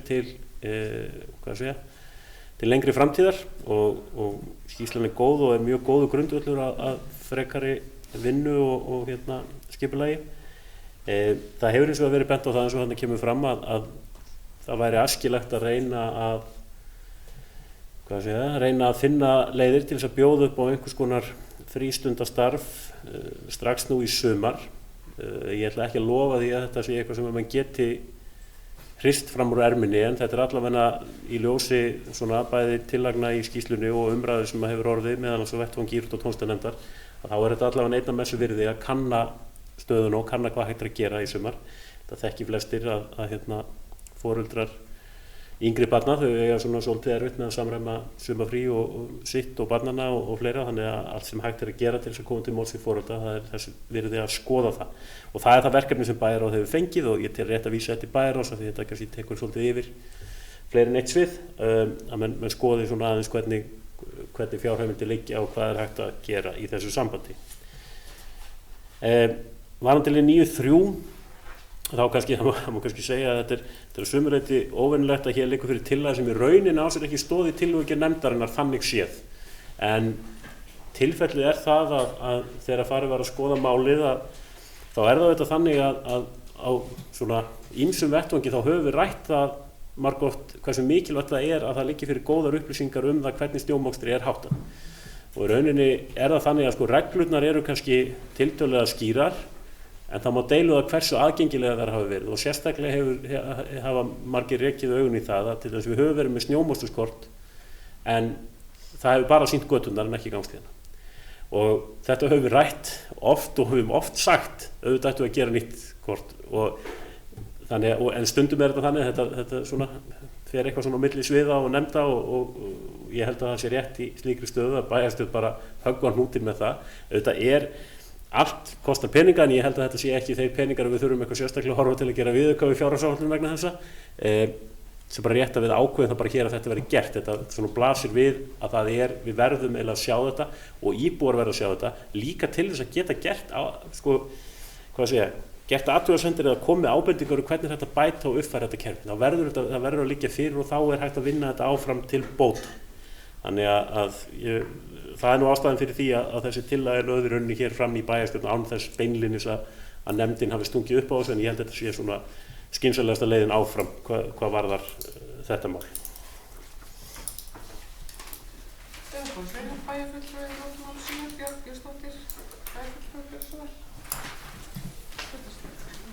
Já, forseti, ágætu bæjarfulltrúar og aðrir þeir sem enn er að fylgjast með þessari útsendingu. Það er liður 9.1 varðandi möguleikanum því að skoða verði frístundastarf í sumar. Mér langar svolítið að tengja þetta máli sem að við höfum eftir að fara yfir og er hér undir lið 10.1, þar að segja fræðslu Fljótsdalshéraðs, en þar er vakin athygli á þeim vanda sem að iðulega verður hér á haustin þegar að börn sem að teljast útskrifuð af leikskóla þurfa kannski að bíða í einhverjar 2 vikur áður en að grunnskólinn hefst, og þá er vandamál með það að hefja aðlögun fyrir nýjan árgang inn í leikskólan og það myndast þarna ákveðin stífla.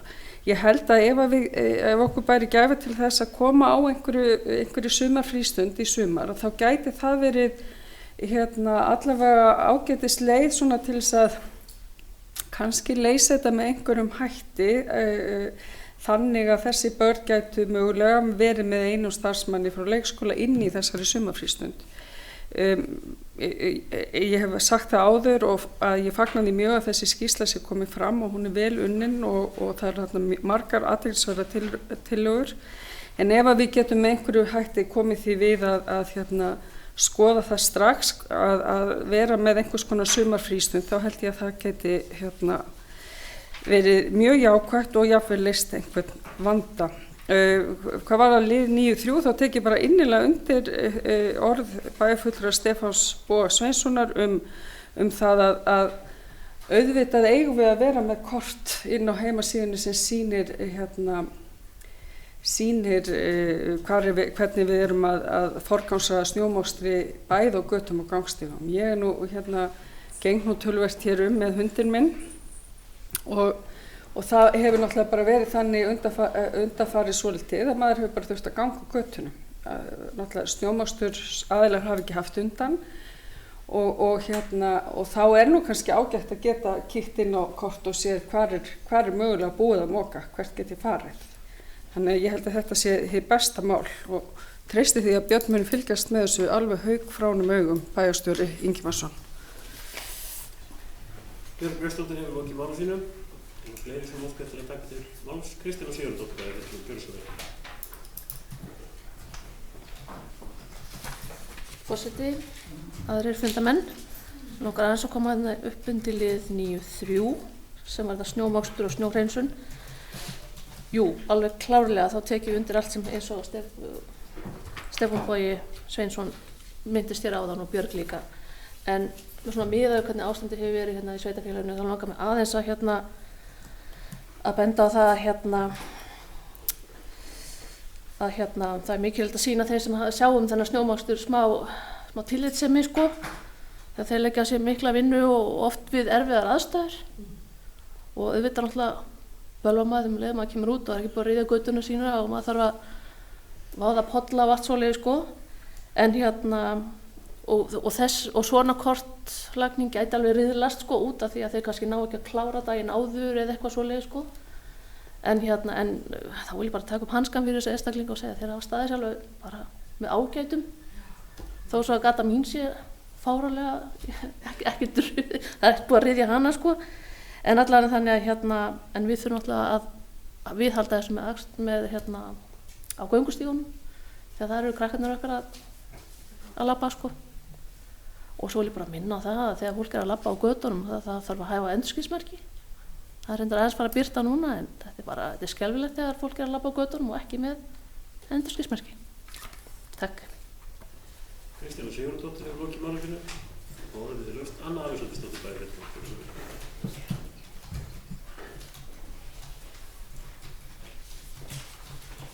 Forseti og góða fundamenn. Það er liður 9.1 sem er frístund. Ég held að þetta sé bara ágætu farvegi og tek undir þetta að vísa þessum ábendingum fyrirkomulega á frístundastarfi fyrir komandi sumar til bæjarráðs en vil kannski einnig taka fram að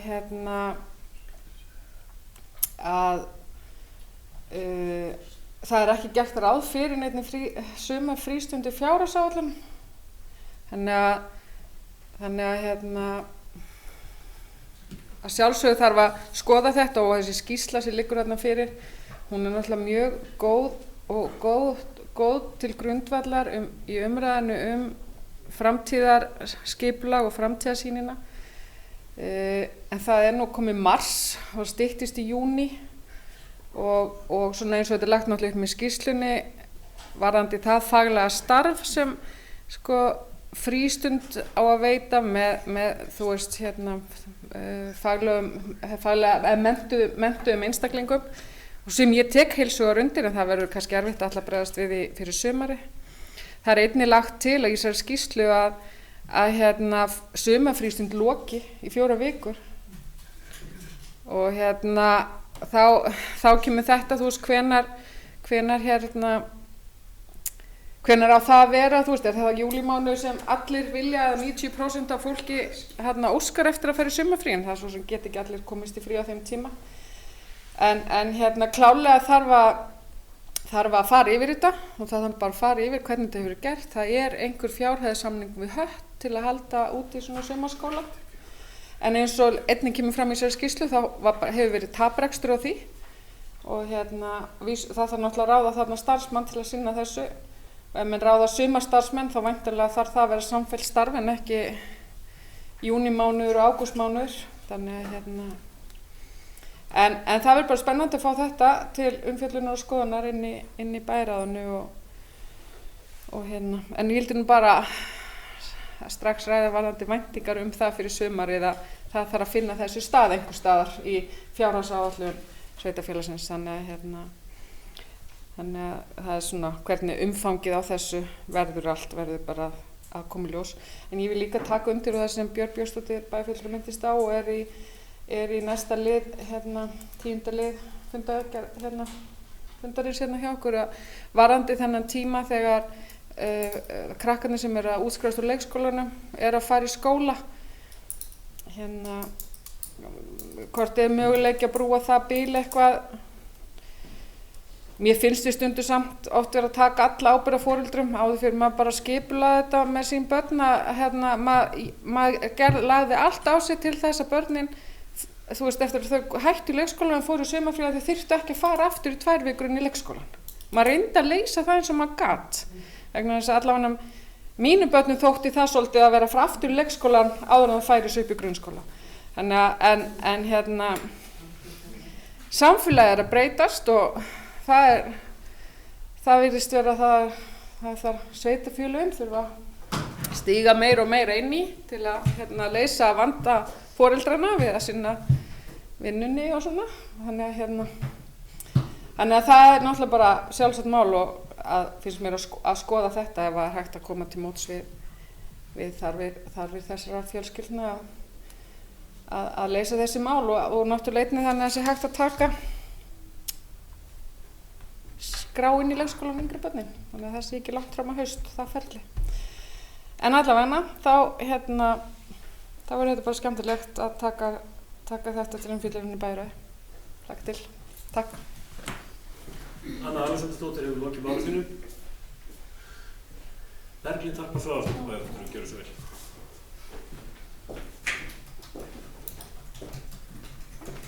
Forseti, góðu fundarmenn. Já, það liður 9-1. En svona að því að við erum eiginlega að ræða 10. liðinn hérna undir sem mögulega staðfest bara næst. Það langaði mér að koma inn á, þetta náttúrulega frábært þessi frístundaskýrsla og það verið að tala suma frístund en svo líka búið að vera að tæpa á í rauninni viðveru barna sem koma í rauninni eftir þegar leikskólar opna og fram á grunnskóla fyrir þau börn sem að byrja. Í rauninni það alveg búið að koma í rauninni fyrirspurn þetta, hvort það sé hægt að bregðast við þessu og í rauninni þetta í ferli. Ég ætla að fræðslustjóri á að tala við leikskólastjóra og sjá út hvort það sé starfsmenn í þetta verkefni. Þannig að það svona verið að vinna að því hvort það sé möguleiki að taka á því. Þannig þá bara fylgjumst með hvað kemur út úr því og vinnum það þaðan líka. Takk. Berglind Harpa Svavarsdóttir hefur lokið máli sínu. Eru fleiri sem óskar til að taka til máls? Ef svo ekki, þá loka ég mælendaskránni og við göngum til afgreiðslu einstakra liða. Það er á fyrstliði 9.1, það er frístund 2019-2020. Tillagan er borin upp eins og hún lesið með kynnt hér áðan til sem samþykkja gefur merki með því réttu bönd. Takk fyrir, það er samþykkt samhljóða. Og liður 9.3, snjómostur og snjórhreinsun og gásteypum og göngustígum. Tillagan er borin upp eins og hún lesið með kynnt hér áðan til sem samþykkja gefur merki með því réttu bönd. Takk fyrir, það er samþykkt samhljóða. Nú við þá lokið við 9. lið og næstur er sá 10. Það er fundargerð fræðslunefndar Fljótsdalshérðs 287. fundur. Fundargerðin er í 3 liðum en enginn þeirra er tekin út til sérstakrar bókunar en orðið er laust undir liðnum ef einhver óskar eftir því að taka til máls. Ef svo er ekki, þá loka ég mælendaskrá og við þá lokið yfirferð yfir þennan 10. dagskrárlið. Þá er það næst 11. liður á dagskrá, það er fundargerð félagsmálanefndar, 181. fundur og það er Anna Alexandersdóttir bæjarfulltrúi sem tekur til máls. Forseti og góði fundarmenn. Já, það var félagsmálanefndarfundur, 181. fundur nefndarinnar sem haldið var 24. febrúar síðastliðinn. Dagskráin hún var hér í 7 liðum og það eru hér 2 liðir teknir út. Og það er þá fyrst liður 11.3 sem er fjölgun rýma í dagdvöl. Ég fór nú aðeins yfir þetta í öðrum lið hér í dagskránni varðandi starfsáætlun. En borist hefur tölvupóstur frá heilbrigðisráðuneytinu varðandi umsókn félagsþjónustu Fljótsdalshérðs frá september á síðasta ári fjölgun rýma í dagdvöl aldraðra. Í tölvupóstunum kemur fram að óski félagsþjónusta enn eftir fjölgun rýma beri henni að beina erindu sínu til Sjúkratrygginga Íslands sem hafa tekið við málefnum dagdvalarrýma fyrir aldraðra. Og eftirfarandi tillaga lögð fram að tillögu félagsmálanefndar felur bæjarstjórn félagsmálastjóra að fylgja umsókninni eftir hjá SÍ eða Sjúkratryggingum Íslands. Það er liður 11.5 sem er reglur niðurgreiðslu á daggæslu í heimahúsum. Fyrir nefndinni liggja breytingartillögur á gjaldskrá og reglum varðandi daggæslu í heimahúsum á Fljótsdalshéraði. Og eftirfarandi tillaga lögð fram að tillögu félagsmálanefndar samþykki bæjarstjórn framlagða breytingar og felur félagsmálastjóra að uppfæra reglur og gjaldskrá samkvæmt fyrirliggjandi gögnum. Þannig að þetta sést er varðandi dagforeldra, svo það sé nú hérna skýrt. Það er ekki fleira tekið hér út og fundargerðin lögð fram til umræðu og afgreiðslu. Anna Alexandersdóttir hefur lokið máli sínu og orðið er laust undir þessum 11. lið. Er einhver sem óskar eftir því að taka til máls? Ef svo var ekki þá er mælendaskrá lokað. Við göngum til afgreiðslu þeirra tillagna sem borðnar voru hér fram. Það er þá annars vegar liður 11.3, fjölgun rýma í dagdvöl, tillagan er borin upp eins og var lesin og kynnt hér áðan, sem samþykkja gefur merki með því réttum hönd.